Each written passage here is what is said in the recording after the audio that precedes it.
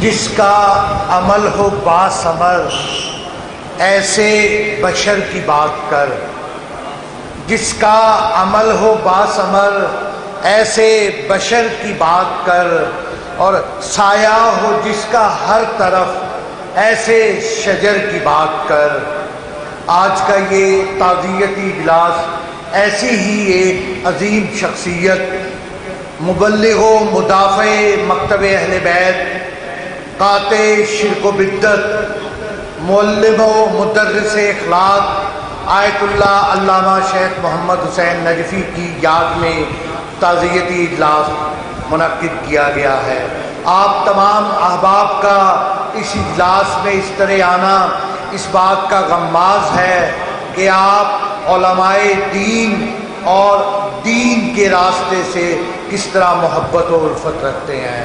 جزاکم اللہ خیرا۔ میں ملتمس ہوں محترم صغیر صاحب سے کہ زیب ممبر ہوں اور ابتدائیہ اور افتتاحیہ الفاظ کہیں۔ محترم صغیر صاحب بلند تر سلامات۔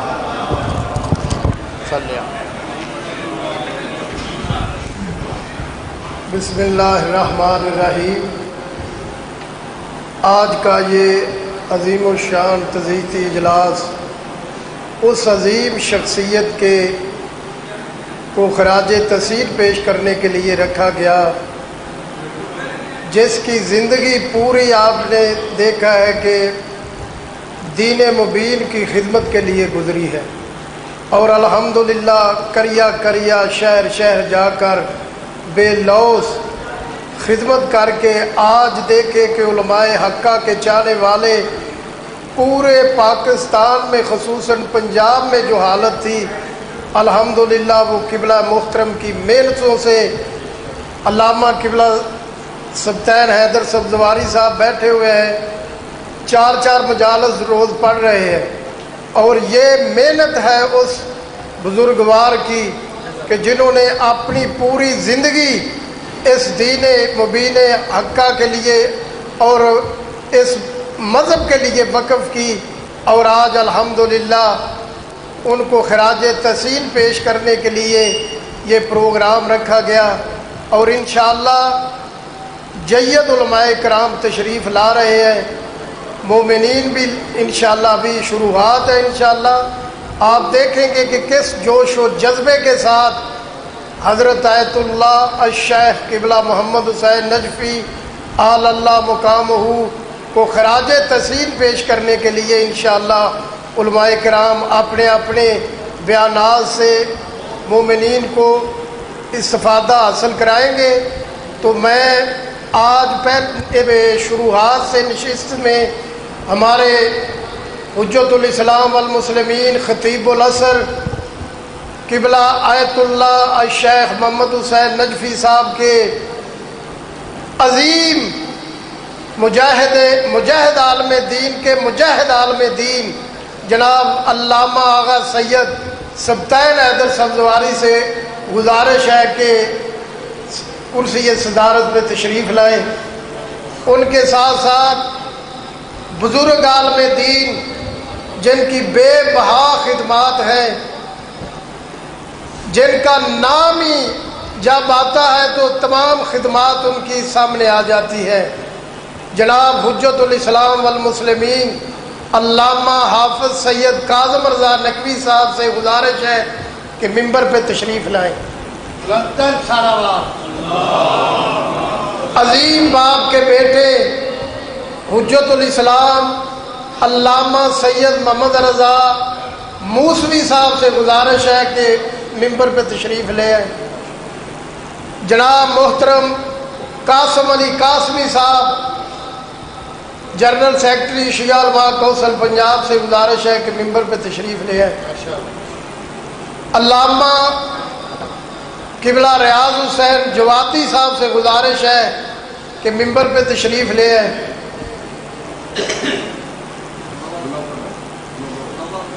قبلہ منور حسین صاحب سے گزارش ہے کہ اسٹیج پہ تشریف لے آئیں، اور انشاءاللہ تھوڑی دیر بعد جناب محترم علامہ ڈاکٹر شیخ شبیر حسن میسمی صاحب علامہ امین شہیدی صاحب، علامہ محمد افضل حیدری صاحب، علامہ پروفیسر عابد حسین عابدی صاحب، علامہ حامد علی سندرانہ صاحب، انشاءاللہ تمام علماء کرام تشریف لے آ رہے ہیں اور انشاءاللہ اس تعزیتی اجلاس سے خطاب فرمائیں گے۔ اب آپ کے سامنے شاہ صاحب بلند تر صلوات اللہم صلی علی محمد وآل محمد۔ اچھا، جو اب آپ پچھلی نشستوں پہ تشریف فرمائیں ان سے ملتمس ہوں کہ آگے تشریف لے آئیں، اور جیسے جیسے علماء کرام اور بزرگان تشریف لائیں گے احترام ملحوظ خاطر رکھتے ہوئے یہ آگے آگے آئیں۔ اور ہمارے درمیان بہت محترم شخصیت چودھری نشان علی صاحب موجود ہیں، میں ان سے ملتمس ہوں کہ زیب ممبر ہوں۔ جی جی آ چکے ہیں پروفیسر صاحب، تشریف لا چکے جی۔ اس پروگرام کا سلسلہ جاری رکھتے ہوئے ہم آج اس مکمل نشست میں آل محمد کے اس مبلغ، اس مدرس جس کی زندگی کا ایک ایک لمحہ علوم آل محمد کی ترویج، علوم آل محمد کی تعلیم، علوم آل محمد کی تشریح بیان کرتے ہوئے گزرا، مفسر قرآن، مبلغ مکتب اہل بیت آیت اللہ علامہ شیخ محمد حسین نجفی کے جتنے احسانات ملت تشیع پاکستان بر صغیر پر ہیں، شاید ہم یہ ایک مختصر سی محفل میں وہ حق ادا نہ کر سکیں کہ جو اس شخصیت کو خراج تحسین پیش کرنے کے حوالے سے ہے، لیکن پھر بھی ہم اپنی چیز صحیح ضرور کر رہے ہیں۔ میں ملتمس ہوں علامہ ریاض حسین جوادی سے کہ زیب ممبر ہوں اور گفتگو فرمائیں۔ علامہ ریاض حسین جوادی۔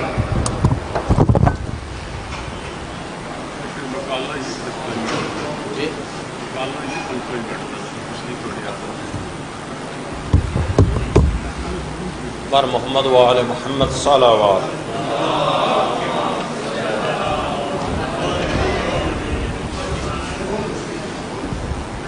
اعوذ باللہ من الشیطان اللعین الرجیم، بسم اللہ الرحمن الرحیم، الحمد لأہلہ والصلاة علی اہلہا، اما بعد فقال الحکیم فی کلامہ المجید وفرقان الحمید وهو اصدق القائلین وقولہ الحق۔ بسم اللہ الرحمن الرحیم، انما یخشی اللہ من عبادہ العلماء، وقال علیہ الصلاۃ والسلام موت العالم موت العالم۔ پر محمد وآل محمد صلوات۔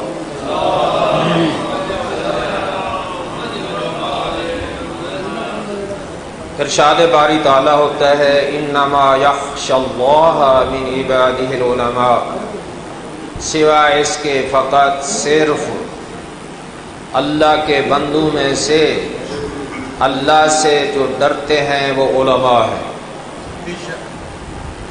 اور حدیث میں آیا ہے موت العالم موت العالم، عالم کی موت گویا کہ عالم کی موت ہوتی ہے۔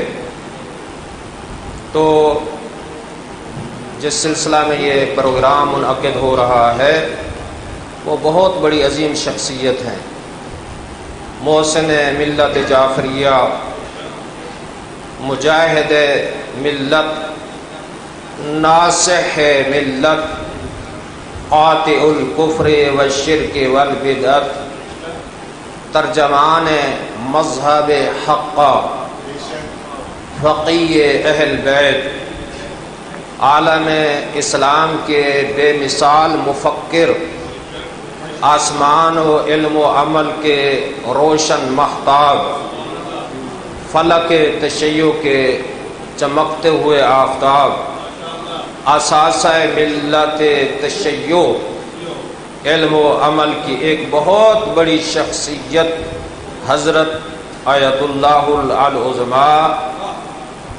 الشیخ محمد حسین النجفی نور اللہ مرقدہ، اللہ تعالیٰ ان کے درجات بلند فرمائے اور ان کو کروٹ کروٹ جنت الفردوس میں جگہ عطا فرمائے۔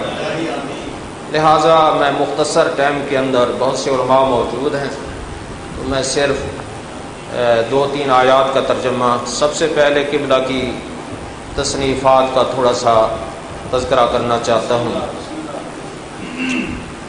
قبلہ محترم نے تفسیر فیضان الرحمن جو 10 جلدوں میں ہے، مکمل ہو چکی ہے، آج سامنے موجود ہے، اور زاد العباد لیوم المعاد،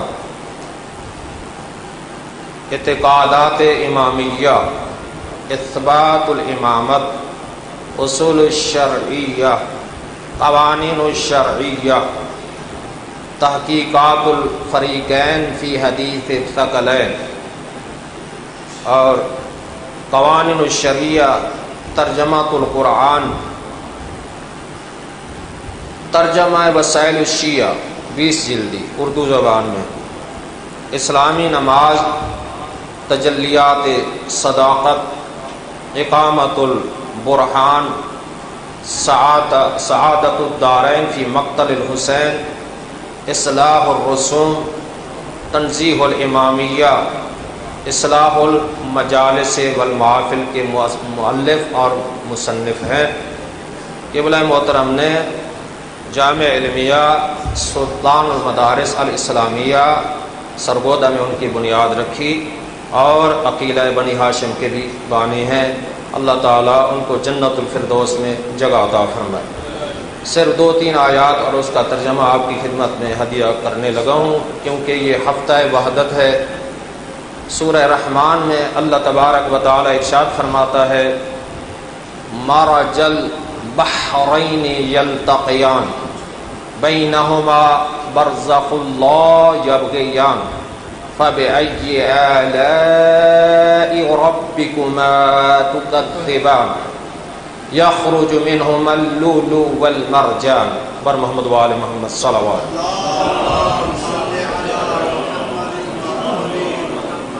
یہ پنجتن پاک کی شان میں یہ آیاتیں ہیں۔ رحمان ذات سورہ رحمان میں ارشاد فرما رہی ہے، مرج البحرین یلتقیان، اللہ نے 2 سمندر بہا دیے ہیں، 2 سمندر جاری کر دیے ہیں جو ایک دوسرے میں ملتے ہیں، بینہما برزخ لا یبغیان، ان 2 سمندروں کے درمیان ایک برزخ ہے، ایک آڑ ہے جو ان 2 سمندروں کو ایک دوسرے پر تجاوز نہیں کرنے دیتی۔ تم اللہ کی کس کس نعمت کو جھٹلاؤ گے؟ ان 2 سمندروں کا کام کیا ہے؟ یخرج منہما اللؤلؤ والمرجان، ان 2 سمندروں کا کام یہ ہے، لؤلؤ اور مرجان پیدا کرتے ہیں۔ لہٰذا ان کے باطنی معنی آپ کی خدمت میں عرض کرنے لگا ہوں۔ اللہ نے جو 2 سمندر بہائے ہیں، ان 2 سمندروں کا نام کیا ہے؟ پہلے سمندر کا نام یعصوب الدین، کل ایمان، امیر المؤمنین، حضرت امام المتقین علی ابن ابی طالب علیہ السلام، اللہم صلی علی محمد و آل محمد، جن کی عصمت کا تذکرہ قرآن میں ہے، جن کی خلافت کا تذکرہ قرآن میں ہے، جن کی امامت کا تذکرہ قرآن میں ہے، جن کی پاکیزگی کا تذکرہ قرآن میں ہے، اور جس کی شجاعت کا تذکرہ قرآن میں ہے، اور جس کی سخاوت کا تذکرہ قرآن میں ہے۔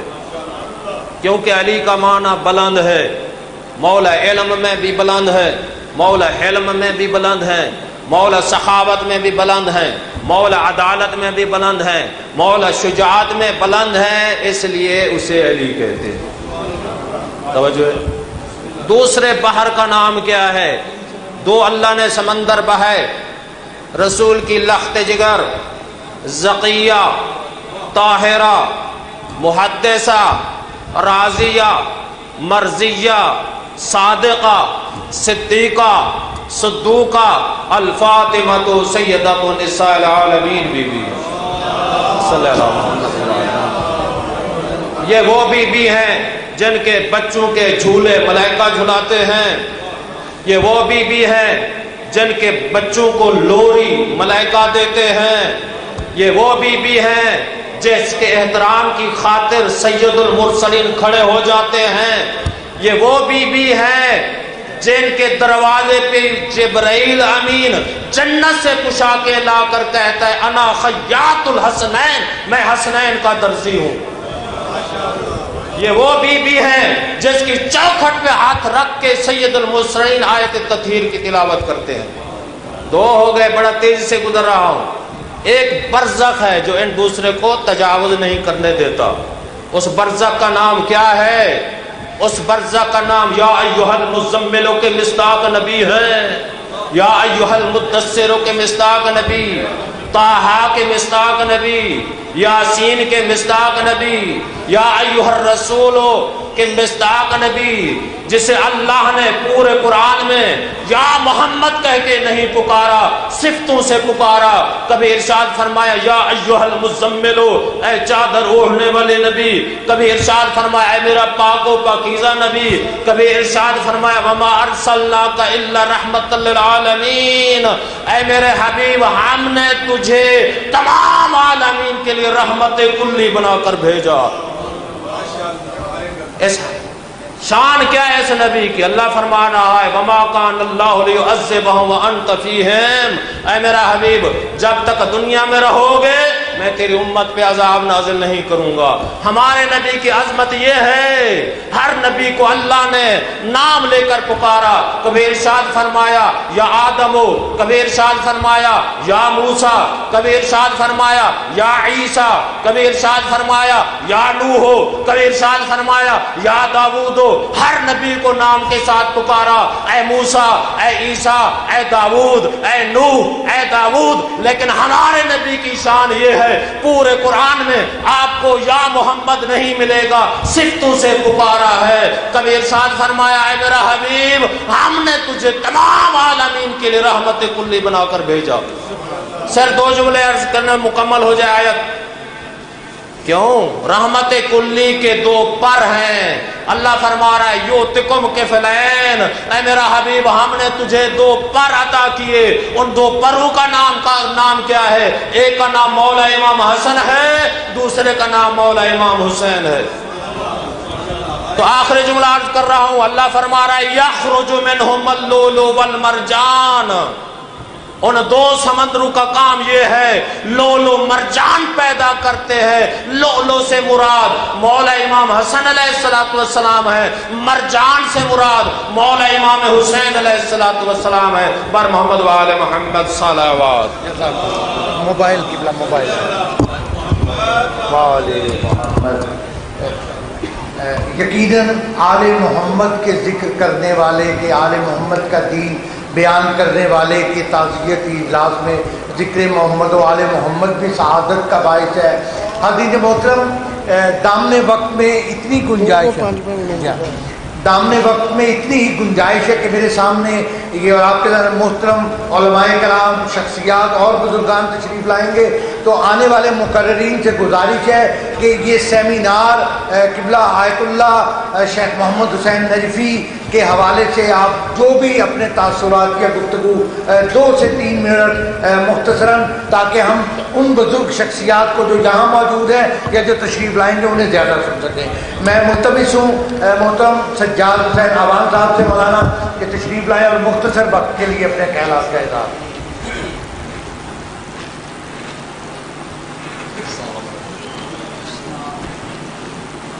السلام علیکم ورحمۃ اللہ۔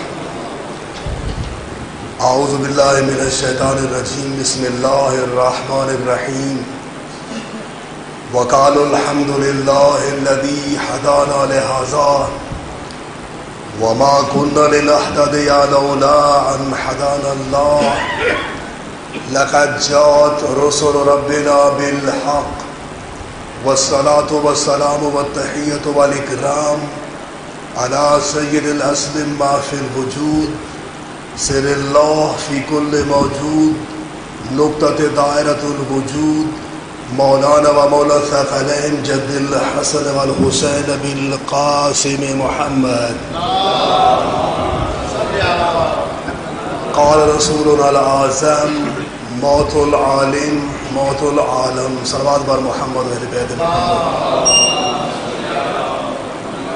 میں واقعتاً یہاں سامع کی حیثیت سے حاضر ہوا تھا، لیکن استاد عظیم وقار حضرت علامہ حافظ سید کاظم رضا نقوی صاحب کے حکم کی تکمیل کرتے ہوئے، جیسا کہ برادر محترم نے فرمایا کہ بہت اختصار کے ساتھ واقعاً ہمیں بزرگ علماء سے استفادہ کرنا چاہیے، جیسا کہ یہ حدیث آپ متعدد مرتبہ علماء کرام بواعظین نظام سے سن چکے ہیں کہ ایک عالم کی موت عالم کی موت ہے۔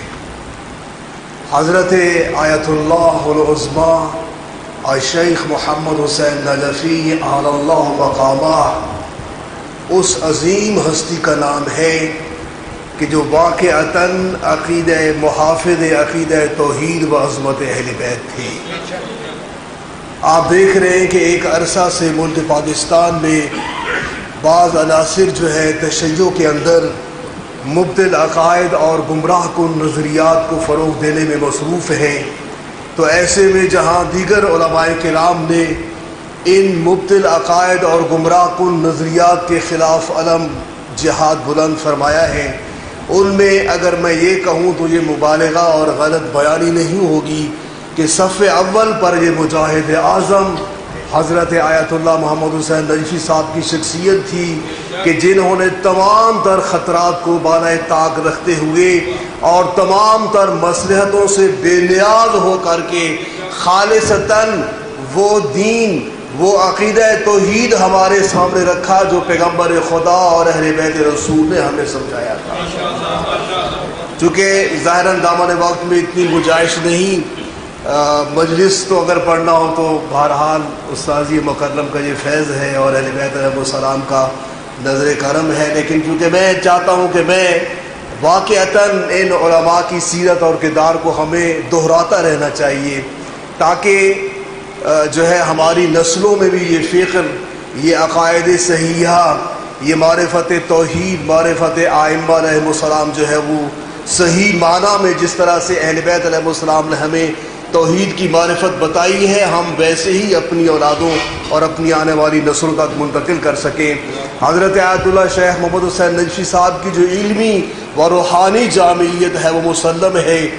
یقین جانیے کہ جتنے موضوعات پہ علامہ صاحب نے اپنی تحقیق، چاہے وہ تاریخی حوالے سے ہوں، فقہی حوالے سے ہوں یا مثلاً دیگر عناوین ہیں، جامع ترین اس میں حضرت آیت اللہ محمد حسین نجفی صاحب نے جو ہے وہ سیر حاصل گفتگو فرمائی ہے۔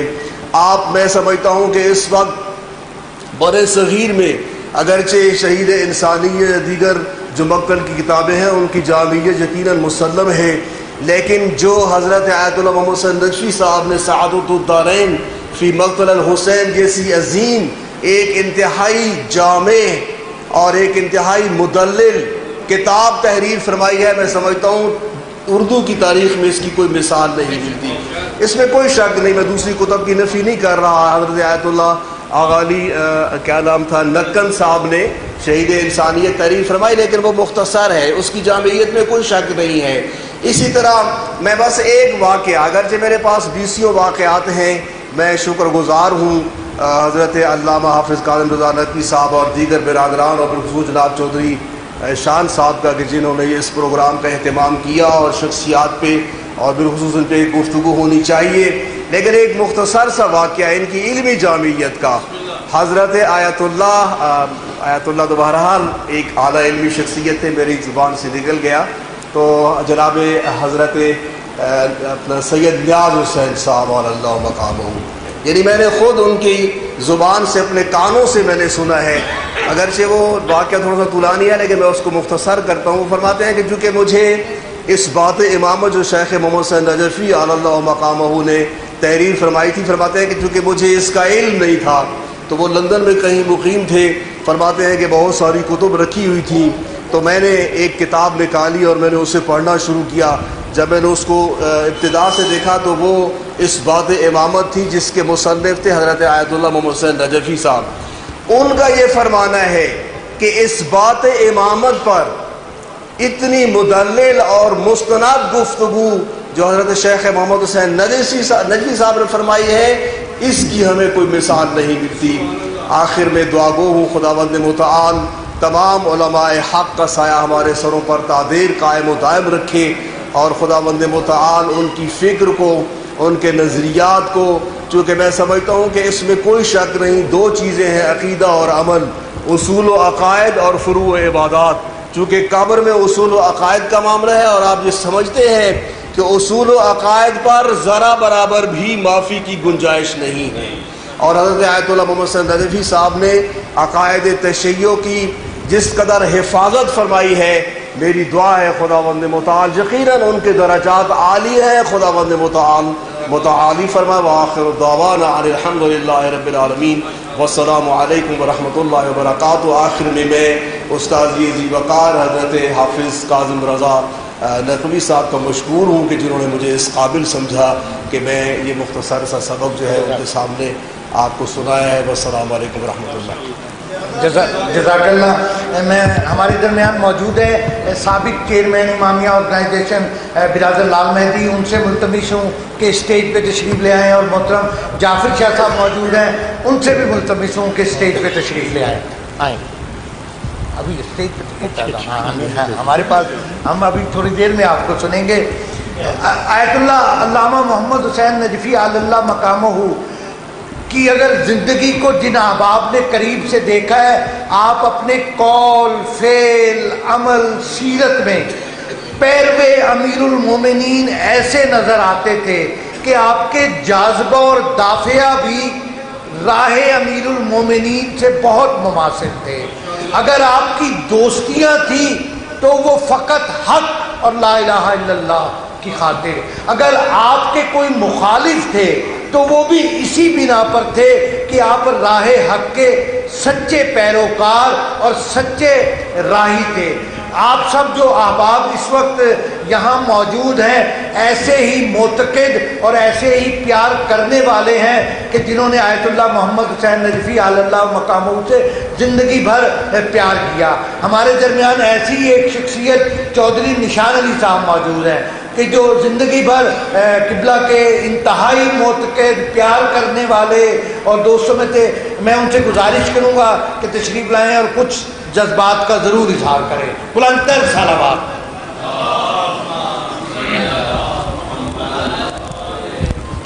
اعوذ باللہ من الشیطان الرجیم بسم اللہ الرحمن الرحیم. برادران ایمانی، قبل اس کے کہ چند کلمات کہے جائیں، ہم اپنے دلوں کو چند نعموں سے منور کرتے ہیں. نعرہ تکبیر، نعرہ رسالت، نعرہ حیدری، بلندتر صلوات.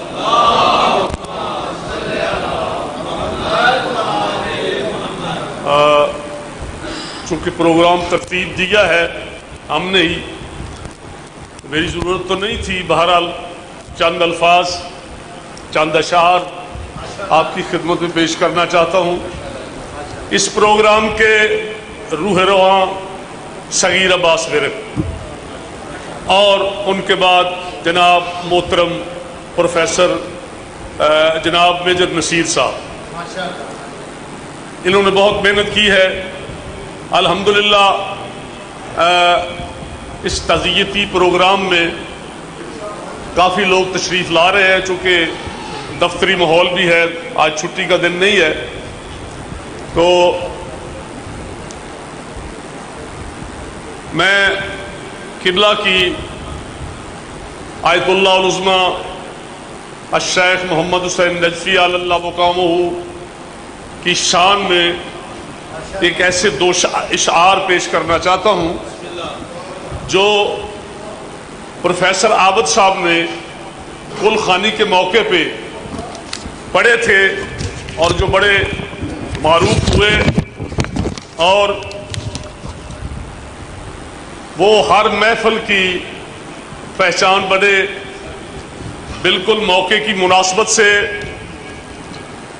وہ درخت جو تقدیر کی آندھی سے گرا ہے، وہ درخت جو تقدیر کی آندھی سے گرا ہے، چڑیوں کو بڑا پیار ہے اس بوڑھے شجر سے۔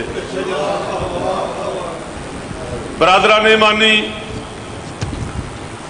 قبلہ کی خدمات اتنی ہے کہ ہم سارے حاضرین جو ہے وہ بھی 5 منٹ بھی بیان کرے تو وہ خدمات ہم بیان نہیں کر سکتے،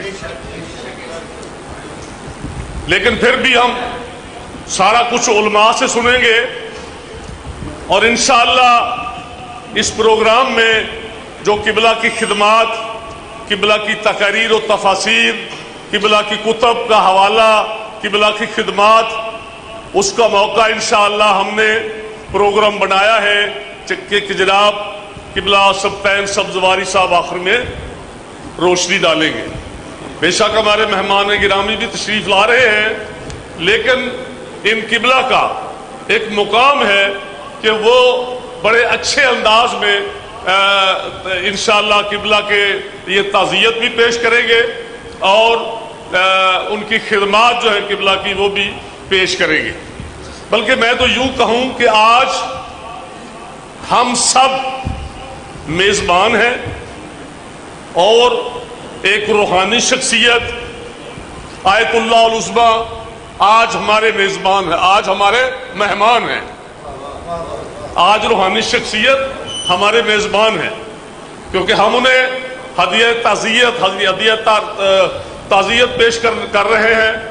تو اس کے بعد ہم ہدیہ تعزیت پیش کریں گے، کیونکہ وہ مرجع علی قدر تھے، اللہ تعالیٰ نے ان کو ان صلاحیتوں سے نوازا تھا، تو ہم امام زمانہ کی خدمت میں قبلہ کی وفات پر تعزیت پیش کرنا چاہتے ہیں۔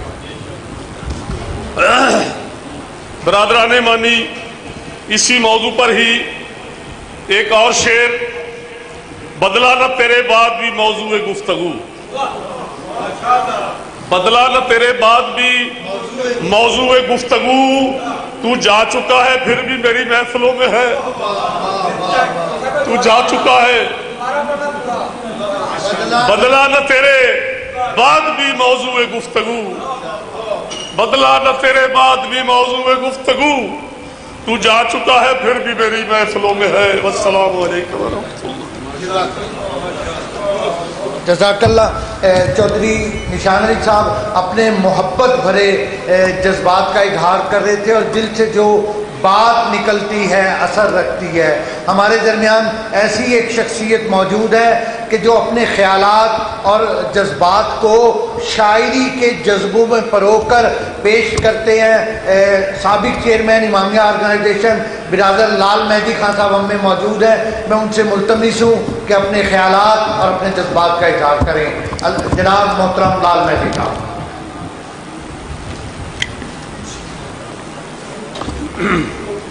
بسم اللہ الرحمن الرحیم۔ حمد و ثنا ذات کردگار کی کہ جس نے لفظ کن سے تخلیق کائنات کی، درود لاکھوں کروڑوں درود و سلام ان ذات مقدسہ کے لیے کہ جن کے دم سے یہ کائنات رونق افروز ہے۔ لاکھوں سلام شہداء اسلام کے لیے کہ جن کے خون ناحق سے آج تک شجر اسلام کی آبیاری ہو رہی ہے، اور خصوصی سلام ان افراد کے لیے جو اس پرآشوب دور میں بھی اپنی توانائیوں کو دین اسلام کے لیے صرف کرتے ہیں۔ صاحبان فکر و شعور، آج جس ہستی کے لیے یہ تعزیتی ریفرنس قائم ہو رہا ہے، اور اسٹیج پہ جید علماء کرام جو ملت کی خدمات کے لیے میدان عمل میں موجود ہیں، عملاً وہ تشریف فرما ہیں. اور جیسے کہ ذیشان بھائی نے، شان چودھری صاحب نے بڑی خوبصورت بات کی، آج ہمارے مہمان وہی عظیم فقیہ، وہی عالم مجاہد کہ جس نے نہ تان و تشنیع کی کوئی پرواہ کی، جس کا ہدف فقط پیغام حق پر مکتب اہل بیت کی سربلندی تھا. میں یہاں بیان کیونکہ میں نے اشعار میں، اور میں اس دعوے کے ساتھ کہ یہ علماء کی محبت، علماء کی صحبت کا یہ اثر ہے کہ 1 گھنٹے کی گفتگو چند اشعار میں انشاءاللہ آپ کے سامنے پیش کر دوں گا. لیکن ایک بات میں، کیونکہ تنظیمی حوالے سے سب دوست جانتے ہیں، میں 1974 تک قبلہ صاحب سے سمجھیں کہ دور تھا. 1974 میں جب میں کالج فیصل آباد انٹر کالج سمن آباد میں تھا تو اس کے پرنسپل سید واعظ حسین بخاری علماء کرام میں سے شاید کوئی حافظ صاحب یقیناً جانتے ہوں گے، بڑی عظیم شخصیت تھی علماء سے. اس میں ان کی بیٹی کی شادی پہ، کیونکہ میں ہاسٹل کا اسٹوڈنٹ تھا، شام کا پروگرام تھا، ہم ہاسٹل میں رہتے تھے، تو ان کی بیٹی کی نکاح کی رسم جب ہوئی تو اس میں قبلہ صاحب موجود تھے. 1974 زہر جوانی کے عالم. وہاں جب گفتگو سنی تو میں ان کی محبت کا اسیر ہو گیا، اور پھر میں نے اپنے حالات یہ تھے کہ ہمارے علاقے میں ان کا داخلہ ممنوع تھا. پھر بھی الحمدللہ جب میں کالج سے فارغ ہوا تو 1979 یا 80 میں ہم نے ان کو وہاں پہ بلایا، ماڑی شسیرہ سے جو میرا بھائی علاقہ ہے، اور پھر اس کے بعد ان سے محبتوں کا ایک تعلق تھا. امامیہ آرگنائزیشن کے چیئرمین کی حیثیت سے میں ان کے پاس حاضر ہوتا رہا، کنونشنز کی بھی دعوت دی، لیکن اتفاق ہوا کہ وہ نہ آ سکے. تو یہ بتانا میں اس لیے ضروری سمجھتا تھا کہ ہم بھی ان کے عشاق میں ہیں، اور ان کے عشق میں کب مبتلا ہوئے وہ بھی وجہ میں نے آپ کو بتا دی. اب علماء کرام بڑے خوبصورت انداز میں یقیناً حق ادا کریں گے. ان کو نذرانہ عقیدت پیش کرنے کا اپنے علم کے معیار کے مطابق، اور میں علماء کرام کی صحبت میں بیٹھ کر علماء کی صحبت سے اور قبلہ کی محبت مجھے نصیب ہوتی رہی. تقریباً 5 سال مسلسل جب سرگودا میں ہمارے دوست شب قرآن کا اہتمام کرتے تھے تو وہاں قبلہ صاحب موجود ہوتے تھے.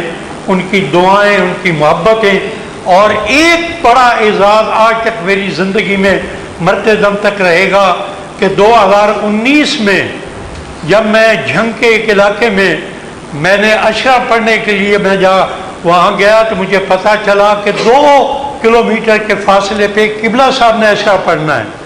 ٹائمنگ الگ تھی، اور ساتھ ہی جناب پروفیسر عابد حسین خان صاحب بھی تھے ایک اور جگہ پہ. تو میں نے باقاعدہ ان کی قدم بوسی کی اور دعا یہ لی کہ میں نے کہا قبلہ یہ دعا کرے کہ ممبر پہ آپ کے دیے ہوئے پیغام کے مطابق حق کو بیان کرنے کی اللہ جرأت عطا فرمائے. تو یہ ایک اب میں بالکل ایک تازہ نظم ہے جب برادر قاسمی نے اور برادر صغیر ورک صاحب نے اور پھر استاد العلماء حافظ کاظم رضا نقوی صاحب نے حکم دیا تو اسی وقت ذہن آمادہ ہوا. یہ بالکل ایک تازہ نظم ہے. میں اس کے صرف 3 بند آپ کی خدمت پہ پیش کروں گا، اور اس امید کے ساتھ کہ قبلہ کی بارگاہ میں بھی ان کا محبت کرنے والا شمار ہو جاؤں. تو ایک دفعہ اپنی توجہات کے مبذول ہونے کا ثبوت دینے کے لیے باواز بلند صلوات پڑھ دیں.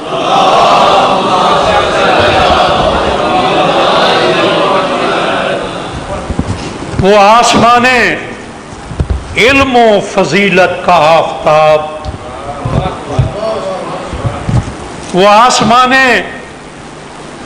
علم و فضیلت کا آفتاب اپنی نظر سے کر دے جو ذرے کو ماہتاب.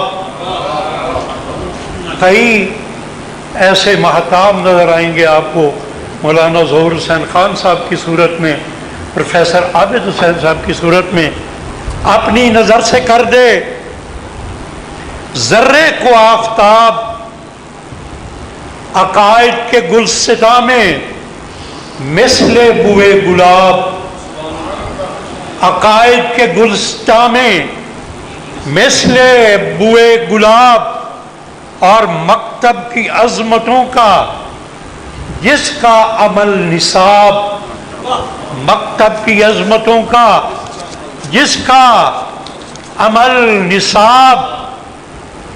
بخشا تو وہ مقام شاہ مشرقین نے، بخشا تھا وہ مقام شاہ مشرقین نے، گاڑے علم علوم کے محمد حسین نے. گاڑے اور خیرات باب علم سے جس کو جلا ملی. خیرات باب علم سے جس کو جلا ملی، خالص ترین جس کو رزم ولا ملی، جس میں کوئی غلو کا شائبہ بھی نظر نہیں آتا. خالص ترین جس کو رزم ولا ملی، دلیرانہ حق بیانی کی جس کو ادا ملی، اور اس جرم حق پرستی کی پہ ہم سزا ملی. اور اس جرم حق پرستی کی پہ ہم سزا ملی. اور تنقید و تانوں، ایک افاظ بلند صلوات پڑھ لیں.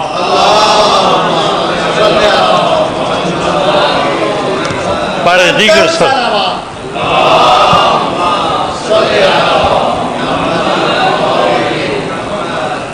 اور تنقید و تان سہ کے بھی خدمت کی بات کی، تشیع کی سربلندی یو عظمت کی بات کی. اور آخری بند ہے اس نظم کا کہ بدعات و انحراف عقائد کی جنگ میں برادر انجم، اور اب میرے سامنے مجاہد ملت جعفریہ برادر امدار بخاری صاحب بھی ہیں. یہ دو شخصیات شاعری کی رموز کو سمجھتے ہیں. وہ یہاں ایک مشکل میں نے کافی ردیف کر لیا، لیکن اس کو کیسے نبھایا کہ بدعات و انحراف عقائد کی جنگ میں لڑتا رہا قلم سے فلاح کی امنگ میں. بدعات و انحراف عقائد کی جنگ میں لڑتا رہا قلم سے فلاح کی امنگ میں. منبر کی تھی، ایک دفعہ بابا دن صلوات پڑھیں. اور منبر کی تھی روشتو عجب سی ترنگ میں. منبر کی تھی روشتو عجب سی ترنگ میں. غالب تھا غلو قوم تھی رسموں کے رنگ میں. غالب تھا غلو قوم تھی رسموں کے رنگ میں. ہر ایک فساد فکری کو جرأت سے مات دی. خالص علوم آل نبی کی خیرات دی. اور جن کے علوم کی وہ زندگی بھر ترویج کرتے رہے، انہی عظیم دو ہستیوں کے میلاد کے یہ دن ہیں. تو میں چاہوں گا کہ آپ سے اجازت لینے سے پہلے ان ایام جشن صادقین کے حوالے سے ایک مشترکہ قطع میں دونوں ان عظیم ہستیوں کا کہ جن کی میلاد کے یہ ایام ہیں آپ سے اجازت چاہوں گا کہ سماعتوں کے امین ہیں جو سنیں کیوں باطل کے شور و غل کو، سماعتوں کے امین ہیں جو سنیں کیوں باطل کے شور و غل کو، ہجوم ہنگام زندگی میں جو سن رہے ہیں کلام صادق، ہجوم ہنگام زندگی میں جو سن رہے ہیں کلام صادق اور تاریکیوں سے نکال لائے بشر کو نور مبین بن کر، تاریکیوں سے نکال لائے بشر کو نور مبین بن کر، اور وقار انسانیت کے ضامن رسول صادق امام صادق۔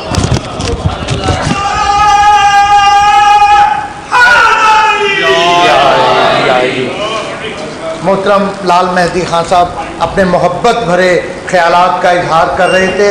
حاضرین جو اب آپ پیچھے تشریف فرمائیں، میں مجھ سے ملتمس ہو آگے آ جائیں تاکہ ہمارا یہ سیمینار ایک مل جل کے آئیں، تشریف لے آئیں۔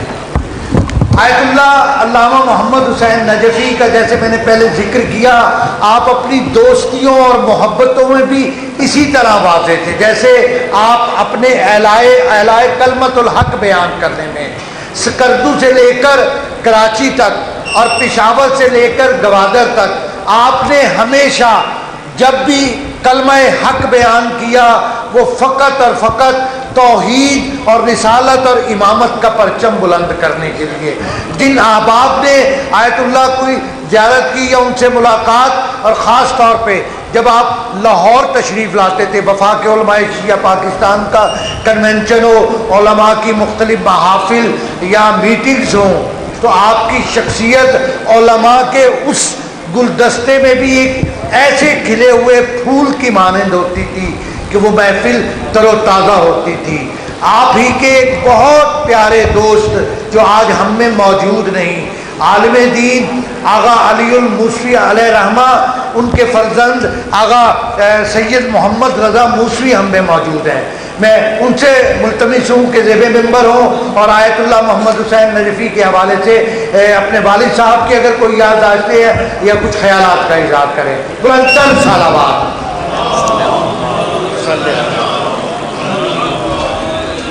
اعوذ باللہ من الشیطان الرجیم، بسم اللہ الرحمن الرحیم۔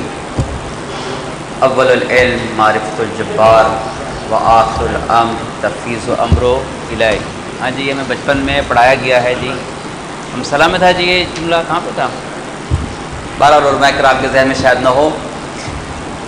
جب ہم حوض علمیہ میں داخلے کے لیے گئے تو سب سے پہلے یہ جملہ ہمیں بتایا گیا، سکھایا گیا، اول العلم معرفت الجبار۔ علم کا آغاز جو ہے وہ معرفت جبار سے ہوتا ہے، یعنی اللہ تعالیٰ کی معرفت سے۔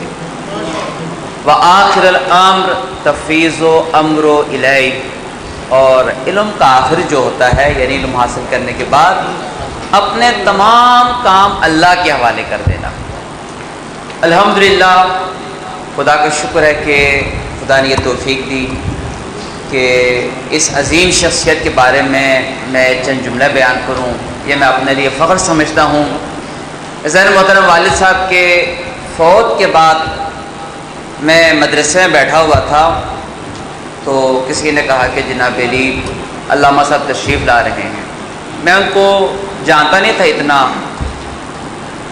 لیکن اس کے باوجود جہاں پہ 3-4 منزلہ اوپر جو ہے والد صاحب کی فوت کے بعد، اور بڑھاپا ان پہ آ چکا تھا، بیمار بھی تھے، سانس لیتے ہوئے بڑی مشکل سے جناب علی اوپر تشریف لائے۔ میں ان سے کہتا رہا کہ جناب علی آپ نے کیوں زحمت کی، اتنے دور سے آئے تھے؟ تو یہ کہنے لگا کہ نہیں جی، میں آپ کے والد صاحب کی تعزیت کے لیے آپ کے پاس آیا ہوں۔ انہوں نے نہ مجھے کبھی پہلے دیکھا تھا، نہ کبھی ہماری جان پہچان تھی، کچھ بھی نہیں۔ یہ نہیں کہنے کا مقصد یہ ہے کہ علماء کو ایک دوسرے کا احساس ہوتا ہے۔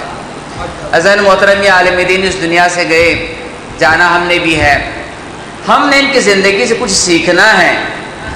یہاں پر آ کر ہم ان کے صفات بیان کریں تو واقعاً ان کے صفات ختم ہونے والے نہیں ہیں۔ صفات ہم بیان کرتے جائیں گے، لیکن ان کو ہم نے خوش کیسے کرنا ہے؟ آئے وہ انہیں الفاظ سے خوش ہو جائیں گے جو ہم کر رہے ہیں، یا ہم بھی ان کے نقش قدم پر چلیں؟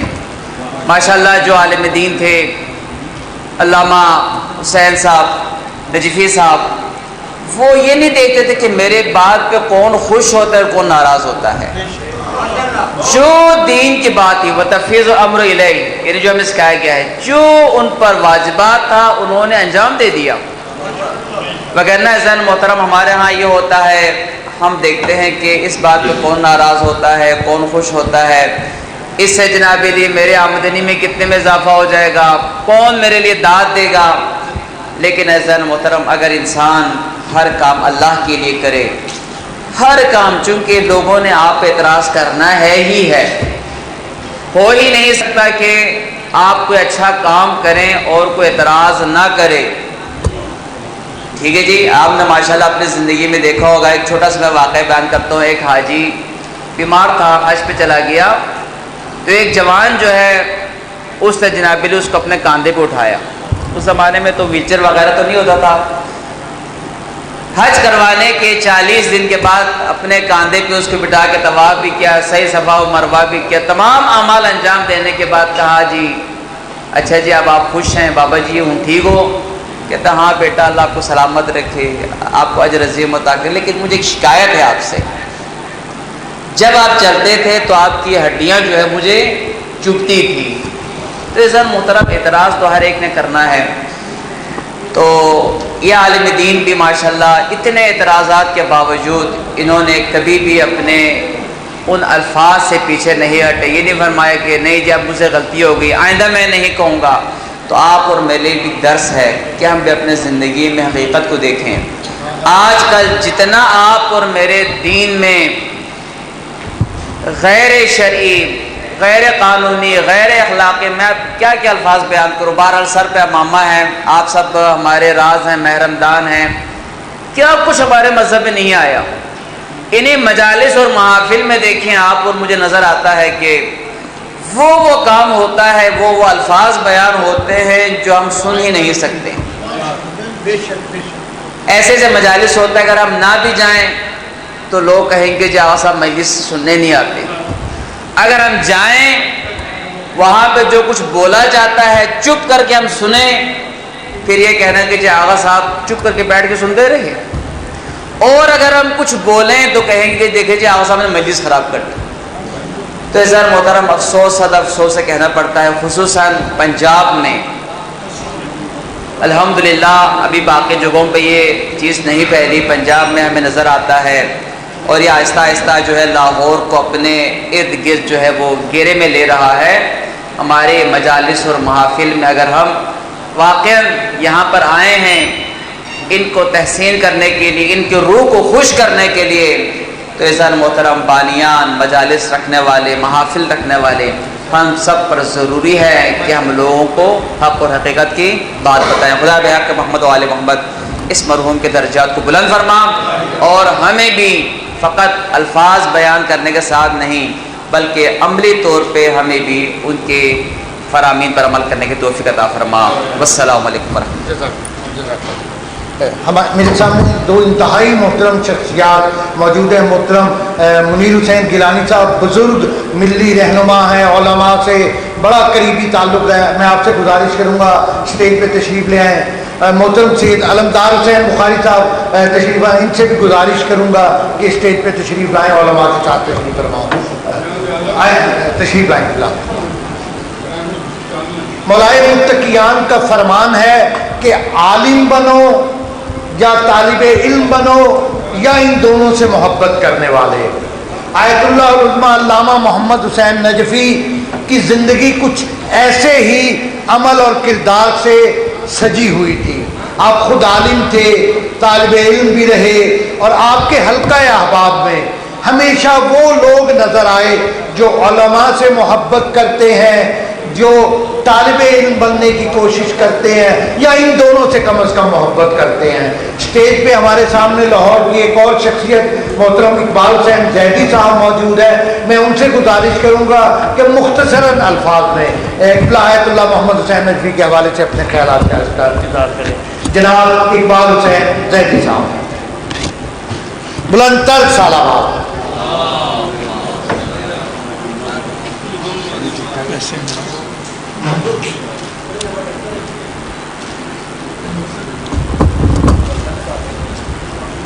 السلام علیکم. میں تو بڑا مفصل سوچ کے آیا تھا کیونکہ میری زندگی بدلنے میں جن کا ذکر کیا جا رہا ہے بہت بڑا کردار ہے. میں لاہور کے ایک بڑے پرانے ماتمی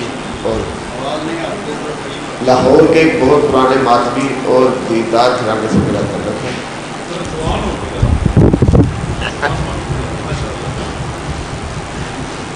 ماتمداری، زنجیر زنی یہ ہمارے خاندان کا ایک نام ہے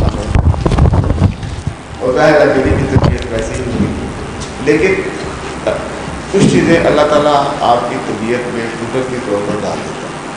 میں 2-3 چیزوں سے بچپن سے ہی مجھے رغبت نہیں تھی. میں ذاتی طور پہ زنجیر زنی کرتا تھا. ظاہر میں ایک بہت بڑے زنجیر زن باپ کا بیٹا تھا تو میں بھی کرتا تھا، لیکن میں اندر سے اس کو پسند نہیں کرتا تھا. تو ورنہ میرے خاندان میں بھی ہوتا تھا، میں نہیں کرتا تھا.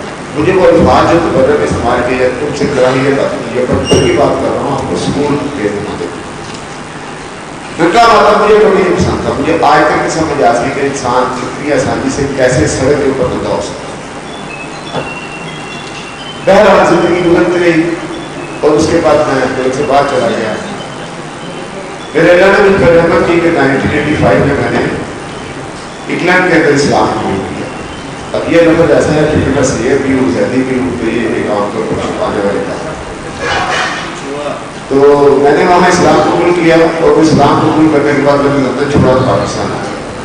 لیکن سوالات بہت زیادہ تھے میرے ذہن میں جو کہیں سے جواب نہیں ہوتا تھا، کیونکہ میرا جو قلب جوار یا جو احباب تھے یا جو علماء کرام تھے وہ ان کے ذریعات میرے ذریعات سے میچ نہیں کرتے. دوسرا میرے اندر ایک پرابلم ہے. شروع سے میں بیسیکلی کراٹے کا استاد ہوں. پاکستان کے کراٹے شروع کرنے والے استادوں میں میرا نام ہے. تو جاریت میرے تھی. عالم دین جب بھی کوئی بات ایسی کرتے تھے یا آیت پڑھتے تھے جس کے اندر مجھے کہیں سے، تو میں کھڑا ہو کے پوچھتا تھا اور آج تک میری یہ روٹین برقرار ہے.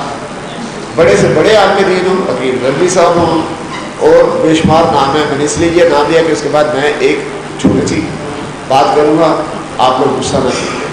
بہرحال میں کھڑا ہو کے شاعروں کو بھی کہتا تھا اور میں تنقید کرتا تھا کہ آپ نے یہ غلط پڑھا ہے، آپ اپنے عقیدے کو درست کریں. میرے اللہ نے میرے پہ کرم کیا کہ میں خانے وال میں اپنی سسرال میں گیا تو وہاں پر کسی دوست نے قبلہ جھٹو صاحب کی بات کی.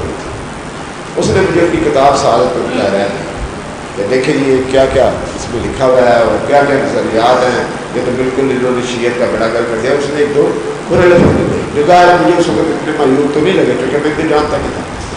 2003 میں مجھے اللہ نے حج کی، یہ چھوٹی سی آپ کو زحمت دے رہا ہوں میں، لیکن یہ زندگی میری جس سے بدلی ہے میں وہ ضرور بتاؤں. 2003 میں حج پہ گیا تو میری خوش قسمتی کہ میرے ساتھ 3 وہابی علماء کرام تھے، جن میں ایک ملک اجاز صاحب تھے، ایک قبلہ عباس نقوی صاحب تھے اور ایک اور تھے قبلہ مزور صاحب. انہوں نے وہاں پہ قبلہ ان تینوں علماء کی میرے پہ بڑی شفقت تھی، بڑی مہربانی تھی، مجھے اپنے پاس بٹھاتے تھے. ان تینوں نے مجھے توحید کی طرف لانا. ان تینوں نے مجھے وہاں پر جو مجالس ہوتی تھی اس کے اندر بھی میں نے یہ دیکھا کہ انہوں نے میرا جو نظریات تھے، میں چھوٹی سی بات پہ کھڑا ہو جاتا تھا. مثال کے طور پر وہاں پر ایک شاعر نے ایک قصیدہ پڑھا، ایک دھی دے کو دا پیو. میں نے کہا یہ تو نے بی بی پاک کا نام خالی فاطمہ لیا اور ایک دھی دے دا پیو، اس قدر بدتمیزی سے نبی پاک کی بیٹی کا ذکر کرنا. میں نے وہاں شاعر سے کہا کہ تم خدا کا خوف کرو. میں تو تمہاری ماں کو اس طرح کو نہیں کہ تیری ماں تو تجھے اچھا لگے گا. یہ میری زندگی کی ابتدا تھی. اس کے بعد میں نے آ کے سعادت الدارین کا مطالعہ کیا تو وہ تمام باتیں وہی تھیں جو مجھے پسند تھیں. اللہ نے کرم کیا قبلہ میجر صاحب مجھے ایک دفعہ اور شہباز صاحب اور چودھری صاحب سب لوگ آئے, وہاں انہوں نے میری پہلی ملاقات کروائی. یہ میرے اکھڑ نظریات سے تھوڑے سے واقف تھے. بہرحال یہ لے گئے جنہوں نے میرا تعارف کرایا, وہاں سے ان کی محبت, وہاں سے میں نے اپنی کتابیں بھی خریدی اور الحمدللہ میں اپنے مذہب کی طرف اور بڑھ گیا. تو آج مجھے میں اپنی طبیعت بتا رہا ہوں کہ میرے سے صبر نہیں ہو سکتا کہ غلط بات کو یا جو چیز مجھے چونکہ جب وہ صحیح بھی ہو میں اس کا ذکر نہ کروں. قبلہ نے یہاں پر بیان فرمایا کہ جی نبی پاک بھی قرآن میں محمد کا نام لے لیا, بہت ہاتھ جوڑ کے. میں ظاہر عالم دین نہیں ہوں, 4 دفعہ محمد کا اور 1 دفعہ احمد کا نام اللہ نے ڈائریکٹ لیا ہے. لیکن علماء کرام چونکہ انسان ہے سب نے خدا بھول جاتا ہے, تو بہت معذرت کے ساتھ یہ میں چونکہ سامعین نے سنا ہے, سامعین نہیں بھولتے. 4 دفعہ نبی کریم صلی اللہ علیہ وسلم کا ڈائریکٹ نام محمد اللہ نے لی اور 1 دفعہ احمد کا نام لیا. قبلہ صاحب کے بارے میں کچھ نہیں کہہ سکتا, میں ان کی پیروی خواہ ہوں, لیکن ان کی محبت اور پیار نے مجھے مرنے سے پہلے اسلام کے اوپر رائج کروا دیا. السلام علیکم ورحمۃ اللہ وبرکاتہ.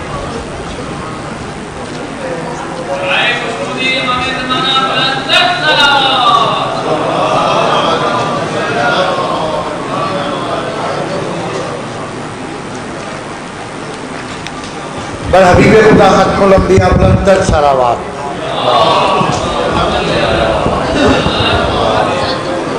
علماء کرام تشریف لائے, ہم خوش آمدید کہتے ہیں مولانا ضیاء الحسین نقوی اور مولانا محمد باقر گھرو صاحب اپنے سیمینار کو جاری رکھتے ہوئے, کیونکہ آپ لوگ اپنا ورکنگ ڈے ہے اور اس میں سے آپ وقت کشید کر کے تشریف لائیں, اور فقط اس لیے کہ آیت اللہ محمد حسین نجفی کے حوالے سے گفتگو سنیں اور گفتگو کریں.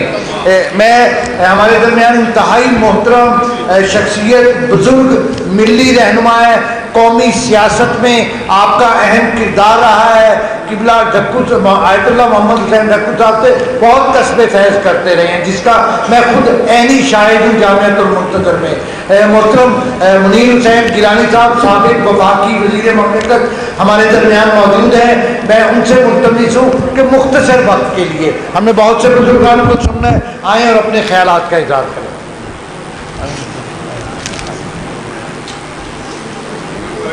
اور ان کی صحت یابی کے لیے بلندر صلوات.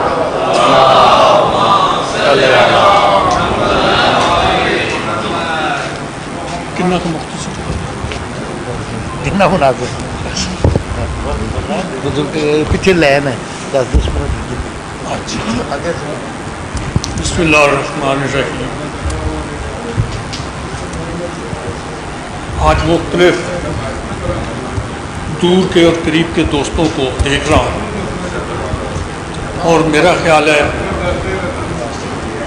آج کی اس محفل میں میرے لیے سب سے قیمتی شخصیات وہ دوست ہیں جن کو میں بہت پرانا جانتا ہوں. میں دل تو چاہتا تھا کہ قبلہ محمد حسین ڈھکو صاحب کے حوالے سے کوئی بات کروں. میں صرف اتنا کہہ سکتا ہوں, انہوں نے جو کام پاکستان میں تشیع کے لیے کیا ہے اس کی مثال کم ہی نظر آتی ہے. اور وہ ایک عظیم شخصیت تھے جنہوں نے مختلف ایشوز کے اوپر اپنا انالیسس, اپنا تجزیہ اور اپنی آراء پیش کی ہے. ہو سکتا ہے کہ ان کی زندگی میں بہت سے لوگوں نے ان سے اختلافات کیے ہیں, لیکن میں سمجھتا ہوں کہ ان کی ذات کے حوالے سے یا ان کے نظریے کے حوالے سے ملت کو ایک ایسا راہ ملا ہے جس کے اوپر بات چیت ہو سکتی ہے. لیکن ان تمام چیزوں کو مد نظر رکھتے ہوئے میں کچھ اور بات کرنا چاہتا ہوں, کیونکہ ہمارے اسٹیج کے اوپر علماء حضرات بیٹھے ہوئے ہیں, اور یہ جب ہم جوان تھے تو یہ بچے تھے. اور جب ہم جڑے ہوئے ہیں تو ماشاءاللہ قومی نظریات کی حفاظت کرنا ان کی ذمہ داری ہے. اور میں وہ تمام چیزیں تو نہیں کہہ سکتا کہ جو اس وقت تشیع کی اور ملک کی ضرورت ہے اس پہ میں بات کروں، لیکن جہاں تک چند مہینوں سے میں پاکستان میں ہوں، میں دیکھ رہا ہوں تو مختلف پاکستان کے حصوں میں مختلف قوتوں نے نشاندہی کرنا چاہتا ہوں. میں سمجھتا ہوں کہ اس کے اوپر علماء حضرات بھی رد عمل دیں. یہ محفلیں کم ہی لگتی ہیں، یہ ہر روز نہیں ہوتی، اور ان محفلوں میں اظہار خیال اور اپنے ساتھ لے کے چلنے والوں کو آگاہ کرنا پڑتا ہے کہ ہم آج کے دور میں کن کن مشکلات سے گزر رہے ہیں اور آنے والے دور میں کن مشکلات سے گزریں گے. تو میرے دوستو، چند ماہ پیشتر پاکستان میں اصحاب اور اہل بیت کے نام سے ایک بل پیش ہوا اسمبلی میں، جبکہ اب اسمبلی کا وجود نہیں ہے. اس بل کو میرے بہترین سیاسی ہم فکر جماعت اسلامی کے لوگوں نے پیش کیا. افسوس کی بات ہے کہ اس سے پہلے جماعت اسلامی نے کبھی اس قسم کے متنازع ایشوز کے اوپر اپنی رائے کا اظہار نہیں کیا، لیکن یہاں پر انہوں نے جو چترالی صاحب نے ایک بل اسمبلی میں پیش کیا اس کے اوپر وہ خاموش رہے. مجھے بڑا دکھ ہوا کہ جماعت اسلامی نے فرقہ وارانہ سوچوں کے حوالے سے کبھی بھی ان کے پلڑے میں اپنا ووٹ نہیں ڈالا، لیکن اسمبلی کے اندر انہی نے ہی وہ بل پیش کر دیا جس میں کہا تو گیا کہ توہین صحابہ، توہین اہل بیت، اور ہم جن کو مانتے ہیں ان کی توہین کرنا بہت بڑا جرم ہے. اس سے پہلے کئی مرتبہ ہمارے مراجع نے، ایران کے ہوں یا عراق کے ہوں، انہوں نے اس عمل کی مذمت کیا اور روکا کہ اس قسم کے اقدامات ہمیں نہیں کرنے چاہیے. اس وقت دنیا کے اندر جو مشکلات ہیں ان کے حل کے لیے ہم مل کر آگے بڑھیں. اور انہوں نے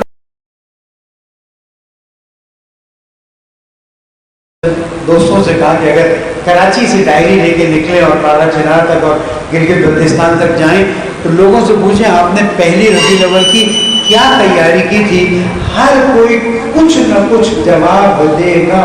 اور اگر پنجاب میں آ جائیں تو آپ کے کاغذ ختم ہو جائیں گے، جوابات لکھتے لکھتے جوابات ختم نہیں ہوں گے.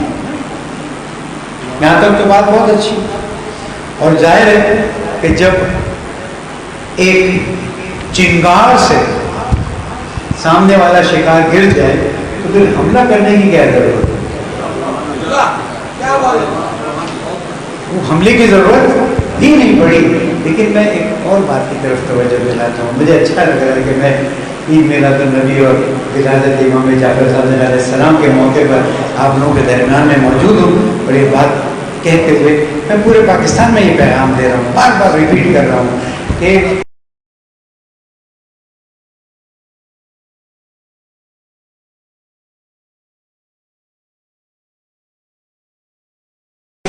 لوگ کہتے تھے پاکستان کی شیعوں میں دم نہیں ہے، پاکستان کے شیعہ اب شیعہ نہیں رہے ہیں. انہیں نہیں پتا ان کی تربیت کرنے والے آیت اللہ نجفی جیسے تھے. اور اب میں اگلا جملہ کہنا چاہتا ہوں، نتیجہ لینا چاہتا ہوں. نتیجہ یہ ہے کہ ایک بیٹوں کے بیٹوں کے بیٹوں کے بیٹے پتہ نہیں کون سی نسل میں جا کے آیت اللہ سید ساجد نقوی قائد مبارک ہو، امام جب آواز دیں گے تو آپ اس سے زیادہ قیام کریں گے. یہ مبارکباد کا موقع ہے کہ ہم الحمدللہ رب العالمین جب اپنے اندر ٹٹولتے ہیں تو ہمیں اچھا لگتا ہے. میں تو ہوں کارکن اس لیے میری میں بات نہیں کر سکتا, لیکن جب میں عام عوام میں پہنچا ہوں اعلان کے بعد 9 منٹ اور 20 سیکنڈ کے اعلان تو قوم کھڑی ہو گئی, اور 24 سیکنڈ کے اعلان کے بعد قوم جو ہے اس نے انتظار کرنا شروع کر دیا. جہاں پر میں پہنچا ہوں لوگ پریشان, لوگ اپسیٹ, کیوں نہیں بلایا, کیوں نہیں بلایا. تو میں نے یہی کہا کہ مسئلہ یہ ہے کہ سیاسی پارٹی والے بلاتے ہیں اور جب پکڑے جاتے ہیں تو باقی بھاگ جاتے ہیں. یہاں پر اگر ہم پکڑے جاتے تو ہمارا کوئی جوان ہلنے کے لیے تیار نہ ہوگا. کہ قوم جب دھرنا دیتی ہے, ہم نے جب کوئٹہ کے شہداء کے لیے کراچی میں نمائش میں دھرنا دینا شروع کیا, اور پھر میں نے جا کے بلاول ہاؤس میں دھرنا دیا, اور پھر آپ سب نے پورے پاکستان میں دھرنا دیا. آپ نے پاکستان کو 24 گھنٹے کے اندر بلاک کر دیا تھا.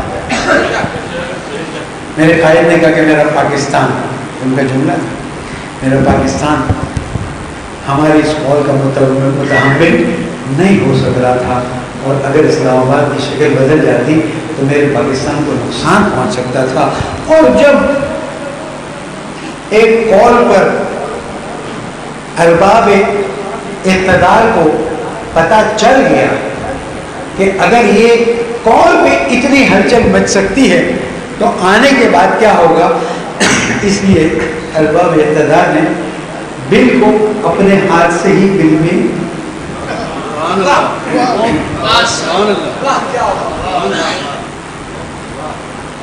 اور ایسا ہی مطمئن رہیے, اللہ تعالیٰ نے آپ کی غیب سے ایسی مدد کی ہے جس کو میں یہاں بیان نہیں کر سکتا, لیکن میرے پاس ثبوت موجود ہیں کہ آپ کی قول پہ لبیک کہنا ان ایوان. میں اس وقت گلگت بلتستان میں گیا ہوا تھا ایک خاص ڈیوٹی انجام دینے کے لیے, اور وہاں پر جب میں چیزوں کو دیکھ رہا تھا میں نے کہا یا اللہ, اس قول پر اتنی ہلچل ہے. گلگت میں جس گلی میں گیا, جس کوچے میں گیا, جس مومن کے گھر گیا, کسی نے اور کوئی بات نہیں کی, یہ بتایا ہم نے یہ تیاری کی, ہم نے یہ تیاری کی, پھر بلتستان پہنچا یہ تیاری کی, یہ تیاری کی. اور اس کے بعد دیکھیں خوبی یہ ہے کہ لوگوں نے ضد نہیں کی کہ نہیں اب تو ہم آئیں گے. لوگوں نے بتایا کہ جس قائد کے بارے میں باتیں ہو رہی تھی کہ یہ تو سوتا ہی رہتا ہے نعوذ باللہ, انہوں نے دیکھا کہ جب وقت پہ آواز دی تو اس کے بعد کسی گھر میں کوئی بیٹھا نہیں رہا. اور میں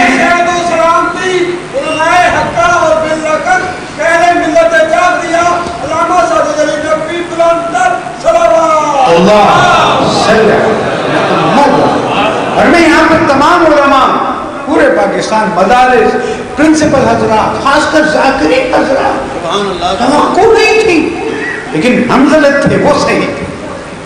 ہم نے جو یہ سوچا کہ یہ پتہ نہیں رسپانس دیں گے نہیں دیں گے, یہ ہماری کم عقلی تھی.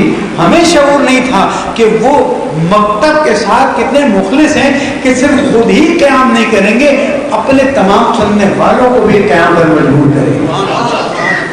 اس لیے میں تو پاکستان کے اندر اب پہلی ربیع الاول کال کے بعد تشیع کا ایک ایسا رخ دیکھ رہا ہوں, اس لیے کہ دوڑتا رہتا ہوں, دیکھتا رہتا ہوں, بھاگتا رہتا ہوں, خدمت کرنے کی کوشش کرتا ہوں کہ اب یہ تشیع جان چکی ہے کہ چھوٹا حملہ ہو چکا ہے, بڑا حملہ تیاری کی جا رہی ہے. اس کا مقابلہ کیسے کرنا ہے آپ بھی سوچیں گے, قیادت بھی سوچے گی. ہم تو صرف جھوٹیاں مرتبہ خود ان کے مدرسے میں حاضری دی, اور پھر جتنی مرتبہ ہاسپٹل میں پہنچے تو میں ہاسپٹل پہنچا, اور آخری دفعہ ظاہراً انتقال کے 3 یا 4 دن میں پہلے پہنچا تھا. اور میں شکریہ بھی ادا کرتا ہوں Quaid Azam international hospital doctor Mangesh صاحب, جنہوں نے اس محبت سے ڈاکٹر صاحب کو رکھا تھا کہ آپ کے تصور میں نہیں آ سکتا, اور وہ ہر گھنٹے 2 گھنٹے بعد خود جایا کرتے تھے, کیونکہ میں ان کے ساتھ بیٹھا کہنے لگا میں زمین صاحب مریض نہیں آیا, ایک فرشتہ آیا ہے میرے پاس, اور مجھے اس کا خیال رکھتا ہے, اس لیے کہ انہوں نے جو قربانیاں دی ہیں, ظاہر ہے اتنا معرفت رکھتا, پڑھا لکھا آدمی ہے, امریکہ سے ایک بڑی اللہ تعالیٰ نے اس پر پتہ نہیں کیا رحمت نازل کی, اور آج اس نے ہاسپٹل بنایا. لیکن مجھے میں دعا نہیں کرتا کہ وہ ہاسپٹل آیا کریں, لیکن جب بھی وہ ہاسپٹل میں ہوتے ہیں پھر میرا دل گھر میں نہیں لگتا، میں ہاسپٹل میں ہی رہتا ہوں. یہ ان سے محبت. تو میں ان کے علمی مطالب سے آتا ہوں میں اس بات کی طرف، لیکن ان کی اخلاق سے جتنا متاثر. آخری 4 دن میں اس میں یاد نہیں رہا، میں دیکھ لوں کس تاریخ کو میں ان کی خدمت میں گیا، ملا، ماتوں کو بوسہ دیا، ملاقات کی. جب میں طبیعت وغیرہ پوچھ کے فرزند سے بات کر کے نکل رہا تھا، دیکھیے وہ انسان بول نہیں سک رہا، لیکن بیٹے سے کہہ رہے کہ چائے تو کھانا تو ایسا کیسے جائے گا انسان.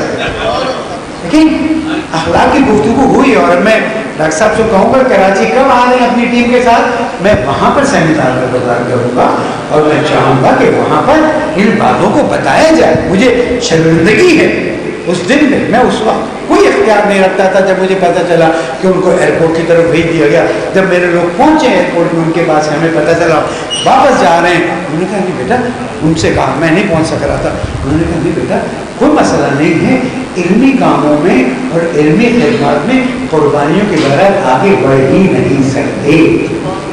انہوں نے کوئی برا نہیں مانا، کبھی اس بات کو برا نہیں مانا. لیکن میں ایک سوال کرتا ہوں، اگر کسی پہ لعن طعن ہونا اس کے چھوٹے پن کی نشانی ہے یا اس کے حق پہ نہ ہونے کی نشانی ہے، تو پھر جو 70 سال میرے مولا پہ لعن طعن ہوئی اس کا کیا کہیں گے؟ میں ملاتا نہیں ہوں، یہ تو ان کے شاگرد کے شاگرد، ان کے پیر کی مٹی نہیں ہے، وہیں سے انہوں نے علم کو حاصل کیا. لیکن جن کو ممبر پہ 70 سال وہ کہا گیا، اب وہ ترجمے بدلے جا رہے ہیں، اب وہ کہا جا رہا ہے برا بلا کہا جاتا تھا، لعنت نہیں کہی جاتی تھی. جو بھی کہو، کیا وہ شخصیت جس کی شان میں قرآن مجید میں 300 آیات موجود ہوں، جس کی شان میں 30,000 سے زیادہ حدیث اور واقعات موجود ہوں، اس کے خلاف ایک لفظ بولا جا سکتا تھا؟ نہیں بولا جا سکتا. عزیزوں، جو زمانہ آیا ہوا ہے وہ زمانہ پھر ایک کربلا طلب کر رہا ہے، اس لیے کہ ان کو رضی اللہ بنایا جا رہا ہے جس کو قرآن میں لعنت اللہ کہا گیا ہے. میں علامہ صاحب کی شخصیت پہ 5 منٹ گفتگو کروں گا، لیکن میں کچھ سمجھاتا جاؤں گا. اور اہل سنت کے علماء پریشان ہیں، خدا شاہد ہے. اس وقت جس پوسٹ پہ ہے اس کی برکت سے اہل سنت کے بڑی تعداد، اور وہ تعداد میں ایک بڑی تعداد آپ کے ماشاءاللہ بابرکت شہر لاہور کی ہے. لاہور کا شہر بہت بابرکت ہے، نہیں معلوم کبھی لاہور کے شہر کی تشیع کی خدمات کو تو اجاگر کر رہے ہیں نا، ہم بھی آئیں گے سنیں گے کہ لاہور شہر نے تشیع کی پوری دنیا میں کیسی خدمت کی ہے، تاکہ پتہ چلے گا اہل بیت کی کیسی خدمت کی. یہاں پر ایک بڑی تعداد اہل سنت کی علماء کی وہ ہے جو واضح طور پر کہتے ہیں یہ بل تو لایا ہی گیا تھا تاکہ لعنت اللہ علیہ قول رضی اللہ علیہ کر دیا جائے. نہیں ہو سکتا یہ کام، اس لیے کہ تاریخ یہ بات واضح کرتی ہے کہ قطعاً جنہوں نے دین کے ساتھ نقصان پہنچایا ہے، دین کو تباہ و برباد کیا ہے، آج مسلمان جن حالات سے گزر رہے ہیں ان میں جن کا رول موجود ہے، ان کو کبھی بھی مسلمان اگر کوئی ہوگا تو اسے قبول نہیں کرے گا. عزیزان گرامی، آپ دیکھیں میں نے پرسوں ایک ٹیلی ویژن پروگرام میں بھی یہ بات کہی ہے اور میں نے اس کی کلپ چلائی ہے. آپ دیکھیں، یا درود میں اضافہ کرو گے تو قبول ہے، ورنہ پھر ہم درود میں کمی کر دیں گے. یہ ہو رہا ہے، علماء کی توجہ صرف دلا. یا درود میں وہ اصحاب ہی پڑھیں گے تو قبول ہے. جبکہ اس سیمینار میں بعض حضرات آپ کے تھے اسلام آباد میں، ہم نے اہل سنت کی مفتی سے پوچھا کہ اگر وہ اصحاب ہی اجمعین کر کے نماز کے درود میں اضافہ کیا جائے تو پڑھ سکتے ہیں؟ تو انہوں نے کہا نماز باطل ہو جائے گی. میں نے کہا اصحاب کا نام بابرکت نام ہے، ہم تو ان اصحاب کو لیتے ہیں نا جن کو ہم واقعی رضی اللہ، ہمارے اپنے بچوں کے نام حضرت سلمان، حضرت مقداد، حضرت عمار یاسر، ان کی نیت سے بھی پڑھے تو بھی باطل ہو جائے گا. علامہ صاحب آپ بھی پڑھے لکھے ہوں گے، مجھے نہیں معلوم ہے، لیکن غیر از آل اگر درود پہ کسی کو شریک کیا تو وہ نماز باطل ہو جائے گی. ٹھیک ہے، اب یا وہ چاہتے ہیں اصحاب بھی شامل ہو جائے یا وہ چاہتے ہیں آل بھی نکال دی جائے. اس لیے آپ ٹیلی ویژنس پہ دیکھیں, تقریروں پہ دیکھیں, لکھا ہوا دیکھیں. اور میں نے وزیر مذہبی امور سے ملاقات, ابھی یہ سیمینار ہوا, یہ سیرت نبی, اس میں نے واضح طور پر کہا, میں نے کہا یہ بات قبول نہیں ہو سکتی ہے کہ ٹیلی ویژن پر اور اسکرینس پر کہا جائے صلی اللہ علیہ وسلم.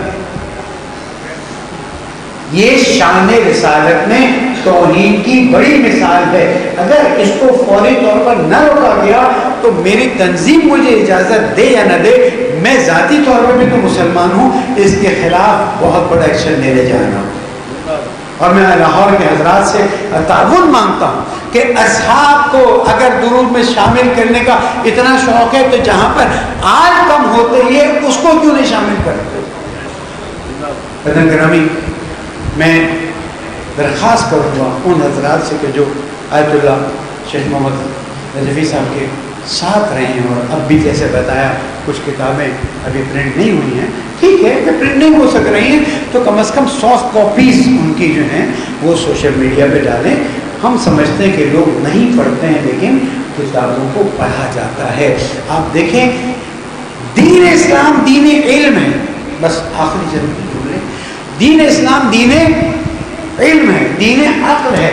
پہلی آیت بسم اللہ الرحمن الرحیم, اقرأ بسم ربک الذی خلق خلق الانسان من علق اقرأ وربک الاکرم الذی علم بالقلم الرحمن علم القرآن نون والقلم وما یسطرون. کیا کیا مثالیں, تو پورا قرآن پڑھ لو کافی نہیں ہوگا.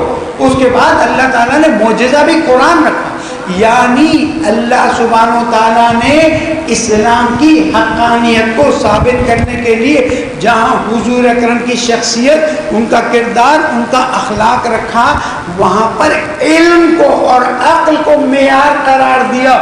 مخالفت کرنے والے صرف ہوتے جو جاہل تھے. یہاں پر بھی یہ ہے کہ جب علمی گفتگو ہو, حوض علمیہ میں جائیے, استاد بیٹھا درس خارج دے رہا ہوتا ہے, شاگرد بیٹھے ہوتے ہیں. مجھے یاد ہے آیت اللہ وحید خراسانی کے ساتھ ایک شاگرد نے 3 دن تک گفتگو کی ہے. وہ حوصلہ تھا, آیت اللہ جواب دیتے تھے.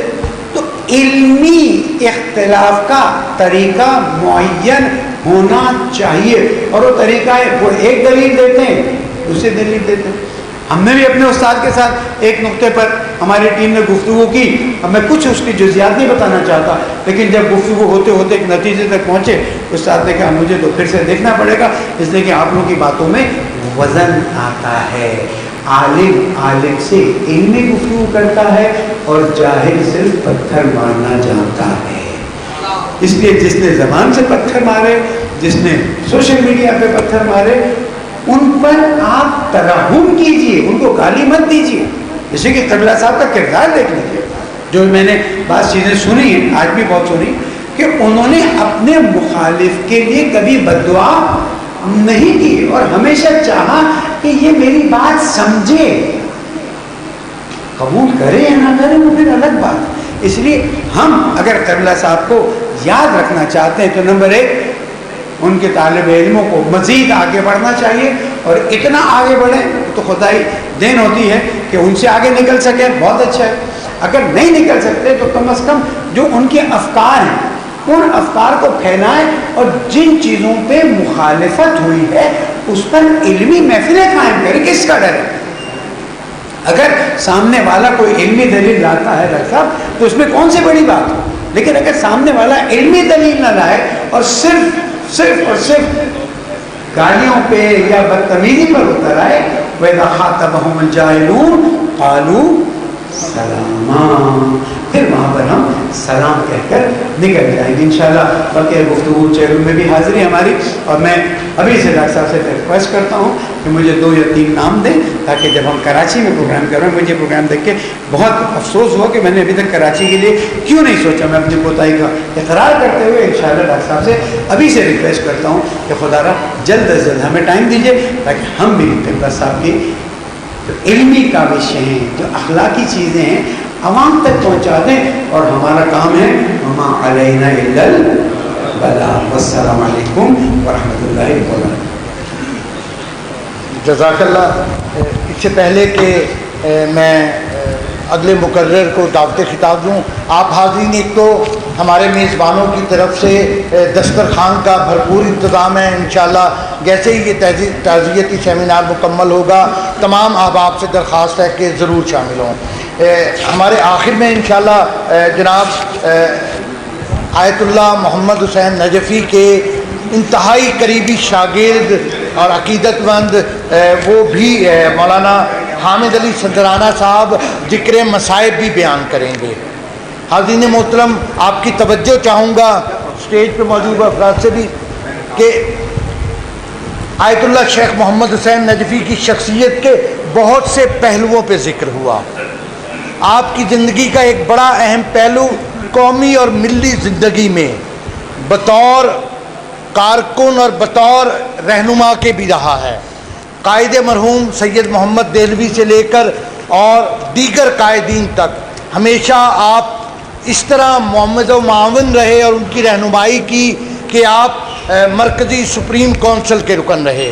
आज शेख शबीर हुसैन मिस्री साहब भी उसी हवाले से गुफ्तगू फरमा रहे थे। अब मैं मुल्तमिस हूँ शिया उलमा कौंसिल के मरकज़ी नायब सदर अल्लामा सिफ्तैन सब्ज़वारी से कि तशरीफ़ लाएँ और क़िबला आयतुल्लाह मोहम्मद हुसैन नजफ़ी के हवाले से अपने ख़यालात का इज़हार करें।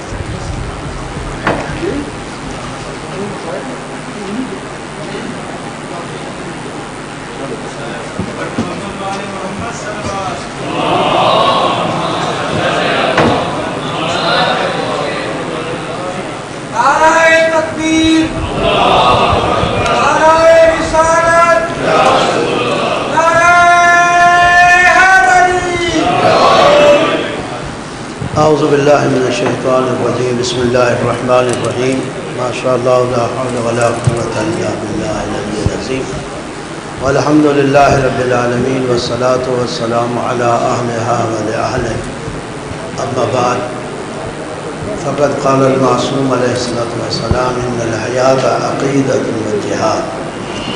चूँकि गुफ्तगू बहुत अच्छी हो चुकी और बिलखुसूस हमारे बरादर क़िबला मौलाना प्रोफेसर डॉक्टर आबिद साहब ने तो माशाअल्लाह जामे गुफ्तगू की, जिसके बाद मैं नहीं समझता कि फिर किसी गुफ्तगू की ज़रूरत रहती है।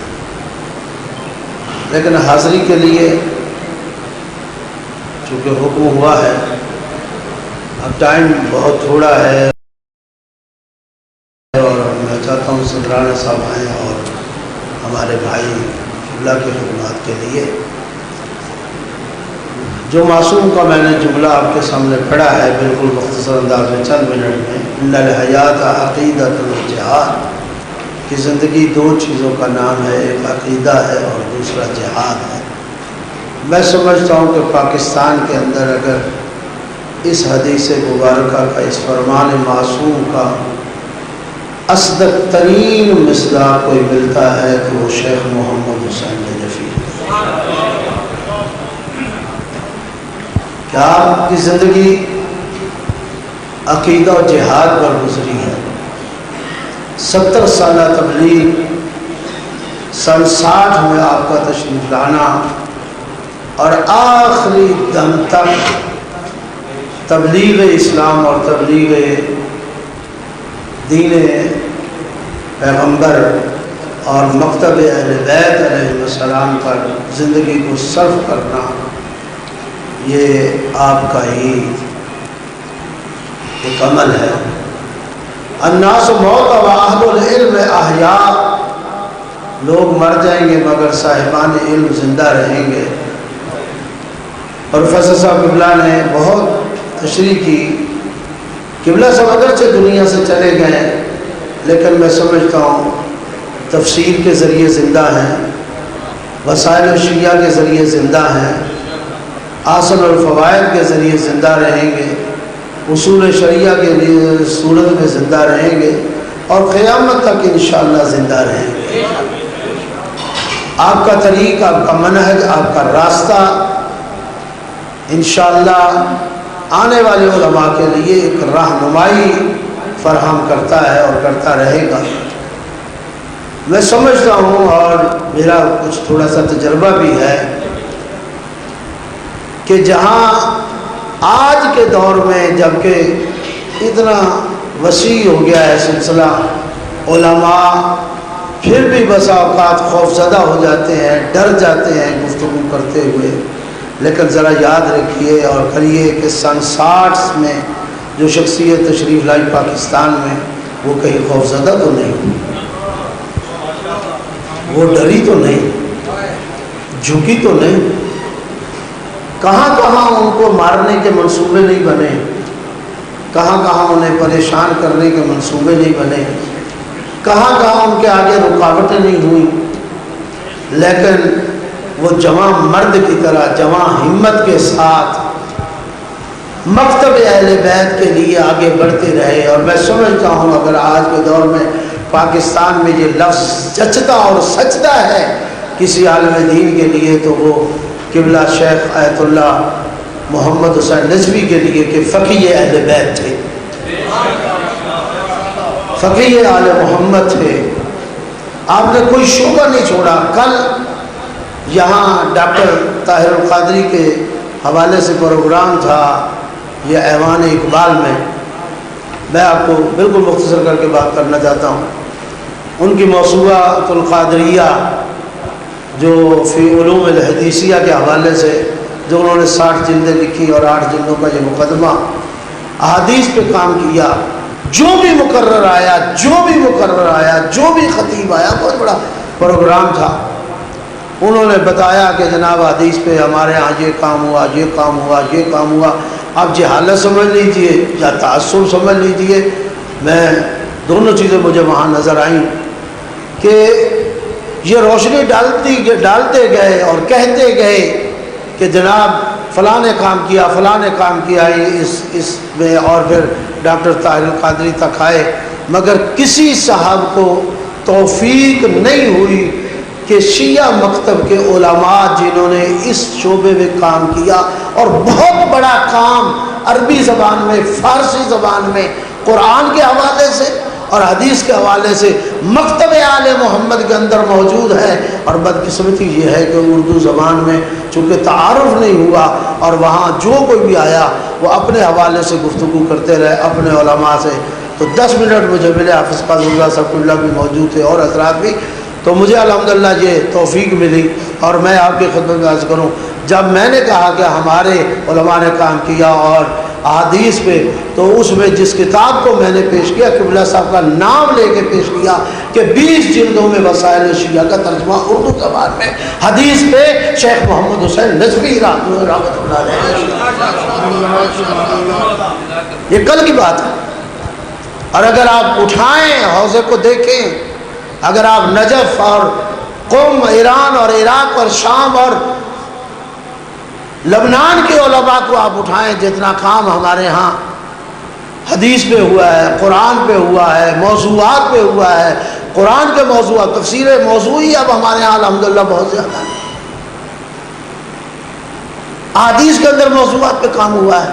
لیکن کل مجھے احساس ہوا، میں آپ کی خدمت میں یہ درد دل کہہ رہا ہوں، کل مجھے احساس ہوا، میں نے ساری چیزیں چھوڑ دی وقت ایک بات بچانے کے لیے، کل مجھے احساس ہوا کہ یا تعصب کی نگاہ پر، بغض اور کینے کی وجہ سے مکتب تشیع کے علماء نے جو کام حدیث اور قرآن پہ کیا، یا بغض کی وجہ سے نہیں بتایا جا رہا، یا وہاں جہالت تھی مکتب تشیع کے حوالے سے۔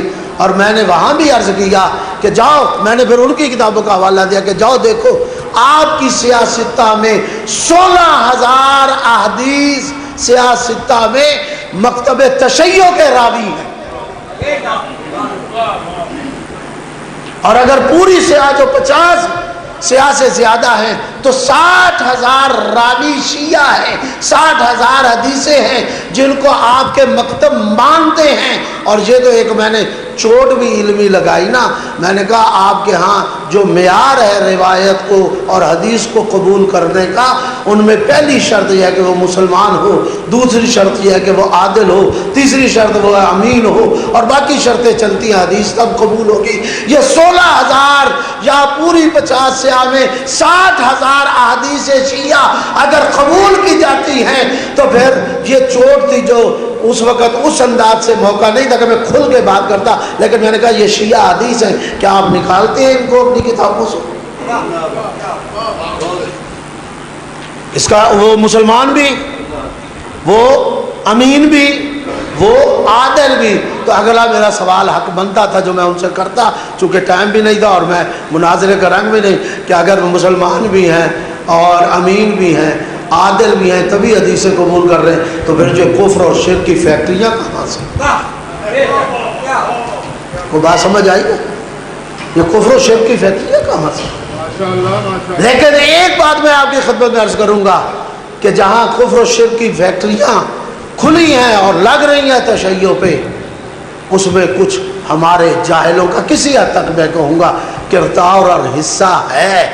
لیکن اگر پاکستان اور ہندوستان اردو زبان میں کسی نے اس شرک کے لبادے کو اور کفر کے لبادے کو اور پھر اس قسم کے اور لباسوں کو مکتب تشیع کے لباس کے اوپر جو شیعوں کے اوپر چڑھ چکا تھا برِ صغیر سے اتارا ہے کھینچ کر، تو وہ کوئی اور نہیں ہے، وہ شیخ محمد حسین نجفی، وہ کوئی اور آدمی نہیں تھا.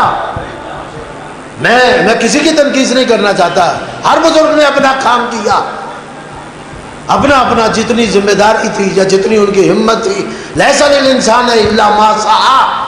لیکن شیخ محمد حسین نجفی کا کام بولتا ہے، بولتا رہے گا قیامت تک، اور زندہ رہے گا یہ کام. اور آج بھی ہے. قبلہ صاحب خود ایک واقعہ بیان کر رہے تھے، میں معذرت کے ساتھ یہ دو چیزیں میں بیان کر کے آپ سے کر رہے کہ میں یورپ میں تھا تو کسی نے مجھے فون کیا کہ میں نے آپ کو دیکھا نہیں، میں نے آپ کی کتابیں نہیں پڑھی، لیکن مجھے ڈھکو کہتے ہیں.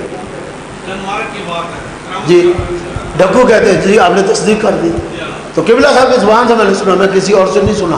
آپ فرماتے، میں نے کہا عزیز آپ نماز پڑھتے ہوں گے؟ میں نے کہا جی میں پڑھتا ہوں. عزیز آپ داڑھی رکھتے ہی کی ہوگی؟ میں نے کہا جی میں نے رکھی. عزیز آپ کو تھوڑا سا واجبات خمس زکوٰۃ کے بھی پابند ہوں گے؟ کہا جی. تو پھر قبلہ صاحب کہتے ہیں میں نے اسے کہا پھر ڈھکو نہ کہیں تو کیا کہیں؟ یعنی کبھی آپ غور فرمائیں کہ مکتب اہل بیت میں اتنی خدمت کی کہ ڈھکو مذہب کے طور پر پیش ہوا، وَإِلَّا ڈھکو کوئی علیحدہ مذہب نہیں ہے، مذہب آل محمد ہی ہے، مکتب آل محمد ہی ہے. ہمارے ایک بھائی مولانا عطا جتوئی صاحب آپ جانتے ہیں، وہ اسی زبان سے میں نے سنا ڈیرہ غازی خان سے، وہ بھی پروفیسر ریٹائر ہوئے اور عالم دین ہیں. وہ فرماتے ایک دیوبندی پروفیسر ہمارے ساتھ تھا، ان کا کلیگ تھا، کہتا وہ شیعہ دشمنی میں کبھی مجھ سے سلام نہیں لیتا تھا، شیعہ دشمنی میں مجھ سے سلام نہیں لیتا تھا، ہاتھ نہیں ملاتا تھا، بات نہیں کرتا تھا. کافی سال سے ہم ایک کالج میں پڑھا رہے تھے. کہتے ایک دن میں موٹر سائیکل پہ کھڑا، مولانا جتوئی صاحب بتا رہے ہیں کہ کھڑا باہر نکل کے دے، میں نے دیکھا کہ وہ اس نے آ کے پروفیسر نے موٹر سائیکل ان کے سامنے آ کے کھڑا کر لیا اور اتر کے کہا تم بتاؤ تم ڈھکو والے شیعہ ہو یا کوئی اور شیعہ ہو؟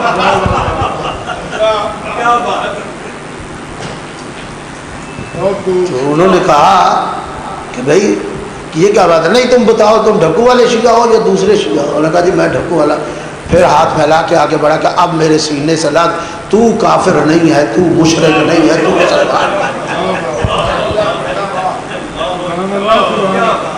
یہ کس نے تعارف کرایا؟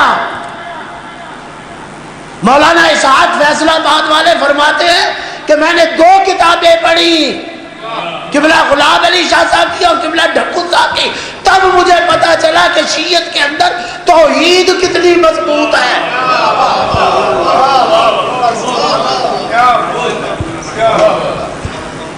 اتنے پڑھے لکھے بندے تھے آپ جانتے ہیں ان کی اسپیچ آپ نے سنی ہے، اتنے بڑے بندے پڑھے لکھے تھے، لیکن وہ جانتے کہ جب میں نے یہ کتابیں پڑھی مجھے پتہ چلا تشیع کے اندر، پھر قبلہ صاحب سے ملاقات اور پھر ان کتابوں کے بعد تو انہوں نے شیعہ کتب کا مطالعہ کیا اور مرتے دم تک وہ کہتے رہے کہ جیسی توحید شیعوں میں ہے وہ کسی اور مکتب میں نہیں ہے۔ ذرا بتاؤ تو صحیح، یہ تعارف کس نے کرایا؟ یہ توحید کس نے بتائی؟ یہ صحرا کس کے سر پہ ہے؟ شیخ محمد حسین نجفی کے سر پہ۔ طاہر القادری آئے، منتظر میں کوئی پروگرام تھا، بعض اب آپ کو یاد ہوگا، تقریر کر رہے عربی میں، باتیں کر رہے تھے، بزرگان سوچ رہے تھے اب اس کا جواب کون دے، ظاہر ہے ایک سلسلہ تھا، میں معذرت کے ساتھ تھوڑے سے جملے ہو، تو قبلہ صاحب بھی تشریف اور بات ہے، تو قبلہ صاحب نے اسی زبان میں، عربی زبان میں، فصیح عربی میں گفتگو شروع کر دی، تو جب وہ اٹھ کے جانے لگا کہا کہ یہ کہیں یہ سرگودا کے شیخ محمد حسین ڈھکو تو نہیں ہے؟ بتانے والوں نے بتایا جی ہاں، کہا سن رکھا تھا آج دیکھ لیا۔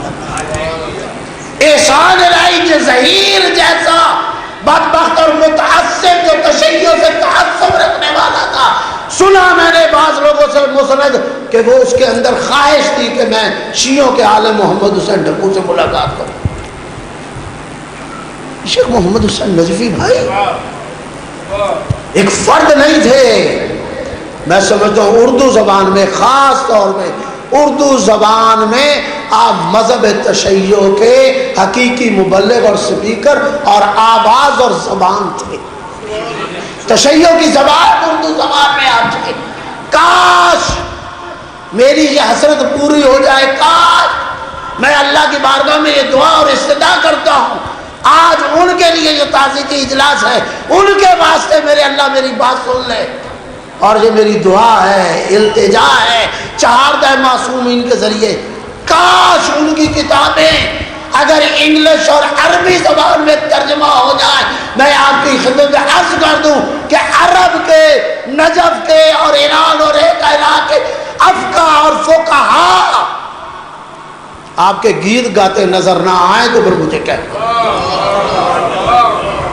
ہم بھی اس مکتب کے چھوٹے سے طالب علم ہیں، لیکن ہمیں اندازہ ہے کہ پروفیسر صاحب نے بڑی تشریح کی اور بڑی اچھی، اگر اسی آسن الفوائد کا عربی میں ترجمہ ہو جائے، اگر اسی اصول شریعہ کا عربی میں یار 33 سال میں 26 سال میں آپ سمجھتے نہیں، 33-26 سال میں تو طالب علمی سے نہیں نکلتا، اتنی بڑی کتابیں لکھ دینا، اتنی بڑی کتابیں، کون سا فن ہے جس میں آپ نے قلم نہیں اٹھایا جس کی ضرورت تھی؟ کون سا شعبہ ہے جہاں آپ کی تحریر نہیں ملتی؟ میں کہتا ہوں یہ قبلہ صاحب تھے، اسی پہ میں ختم کر رہا ہوں، یہ قبلہ صاحب تھے کہ آپ نے اردو زبان میں پاکستان اور ہندوستان، آپ کی کتابیں ہندوستان پڑھی جاتی، میں بلتستان سکردو گیا جن کی زبان گلگتی اور بلتی ہے، وہاں دیکھا قبلہ صاحب کے نام لیوا موجود ہے، جنہوں نے دیکھا بھی نہیں، ان کی کتابیں اور ان کے افکار۔ اور یہ آخری جملہ میرا کہ میں سمجھتا ہوں کہ قبلہ صاحب وہ شخصیت ہیں جس نے پاکستان کے اندر فکر کو بھی پاکیزہ کیا اور عقائد کی بھی تطہیر کی، تطہیر عقائد اور پاکیزگی فکر کا کوئی سبب بنا ہے، موجب بنا ہے تو وہ شیخ محمد حسین نجفی، اللہ رب العزت ہمیں یہ سب کو یہ توفیق عطا فرمائے کہ ہم آپ کی فکر کو آگے بڑھائیں، آپ کے منہج کو آگے بڑھائیں، آپ کے راستے کو آگے بڑھائیں۔ میں آپ سے گزارش کرتا ہوں، جی ابھی قبلہ فرما رہے تھے تو اس کے لیے میں تمام سامعین کی خدمت میں عرض کیے دیتا ہوں، آسن الفوائد کا انگلش ترجمہ ہو چکا ہے اور چھپ بھی چکا ہے، تو اگر کسی شخص کو وہ چاہیے جو انگلش پڑھ سکتے ہیں یا کہیں دینا ہو کسی کو تو میرے پاس اس کے 300 سے 400 نسخے موجود ہیں، وہ اویلیبل ہو سکتے ہیں۔ قبلہ کے انگلش کے ترجمہ ہو چکا ہے اور آسن الفوائد کا عربی ترجمہ بھی 90% ہو چکا ہے. قبلہ کے شاگرد ہیں مولانا عقیل عباس ترابی نجف اشرف میں ہیں, وہ ہمارے سرگودا سے قبلہ صاحب کے شاگرد ہیں. وہ تقریباً احسن الفوائد کا عربی ترجمہ مکمل کر چکے ہیں قبلہ کی اجازت سے, اور امید ہے ہم کوشش کریں گے کہ وہ بھی جلد شائع ہو جائے. انگلش ایڈیشن موجود ہے, اگر کسی کو چاہیے تو مجھ سے رابطہ کر سکتا ہے. جو جی پھر دعا قبول ہے بر محمد و آل محمد صلوات. اللہ صلی علی محمد. ہمارے درمیان مجلس عبادت مسلمین کے رہنما علامہ حسن رضا ہمدانی صاحب موجود ہیں. میں ان سے انتہائی ادب سے ملتمس ہوں کہ اسٹیج پہ تشریف لے آئیں قبلہ, اور دیگر علماء کے ساتھ تشریف رکھیں. کچھ ایسے بھی اٹھ جائیں گے اس بزم سے جن کو, کچھ ایسے بھی اٹھ جائیں گے اس بزم سے جن کو تم ڈھونڈنے نکلو گے مگر پا نہ سکو گے. ارے مقدور ہو تو خاک سے پوچھوں کہ اے لئیم تو نے وہ گنج ہائے گرا مایا کیا کیے. میں ملتمس ہوں علامہ شیخ محمد حسین نجفی آل اللہ مقامہ کے شاگرد رشید ہیں. ان کے بہت عزیز, بہت پیارے اور بہت اچھے انداز میں روزہ خوانی کرتے ہیں علامہ حامد علی سندرانہ صاحب سے کہ زیب ممبر ہوں اور آ کر روزہ خوانی کریں اور مصائب و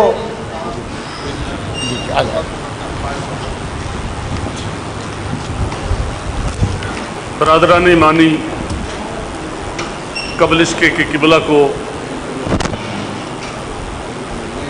قبلہ نجفی صاحب کے متعلق کچھ کہنے اور مصائب پڑھنے کے لیے ممبر پہ بلایا جائے, میں ان تمام افراد رات میں وہیں ٹھہرا اور علامہ سید محمد باقر علی اللہ مقامہ نے اعلان کروایا, مسجد میں اناؤنسمنٹ ہوئی کہ آج رات مجلس سے ادا ہو.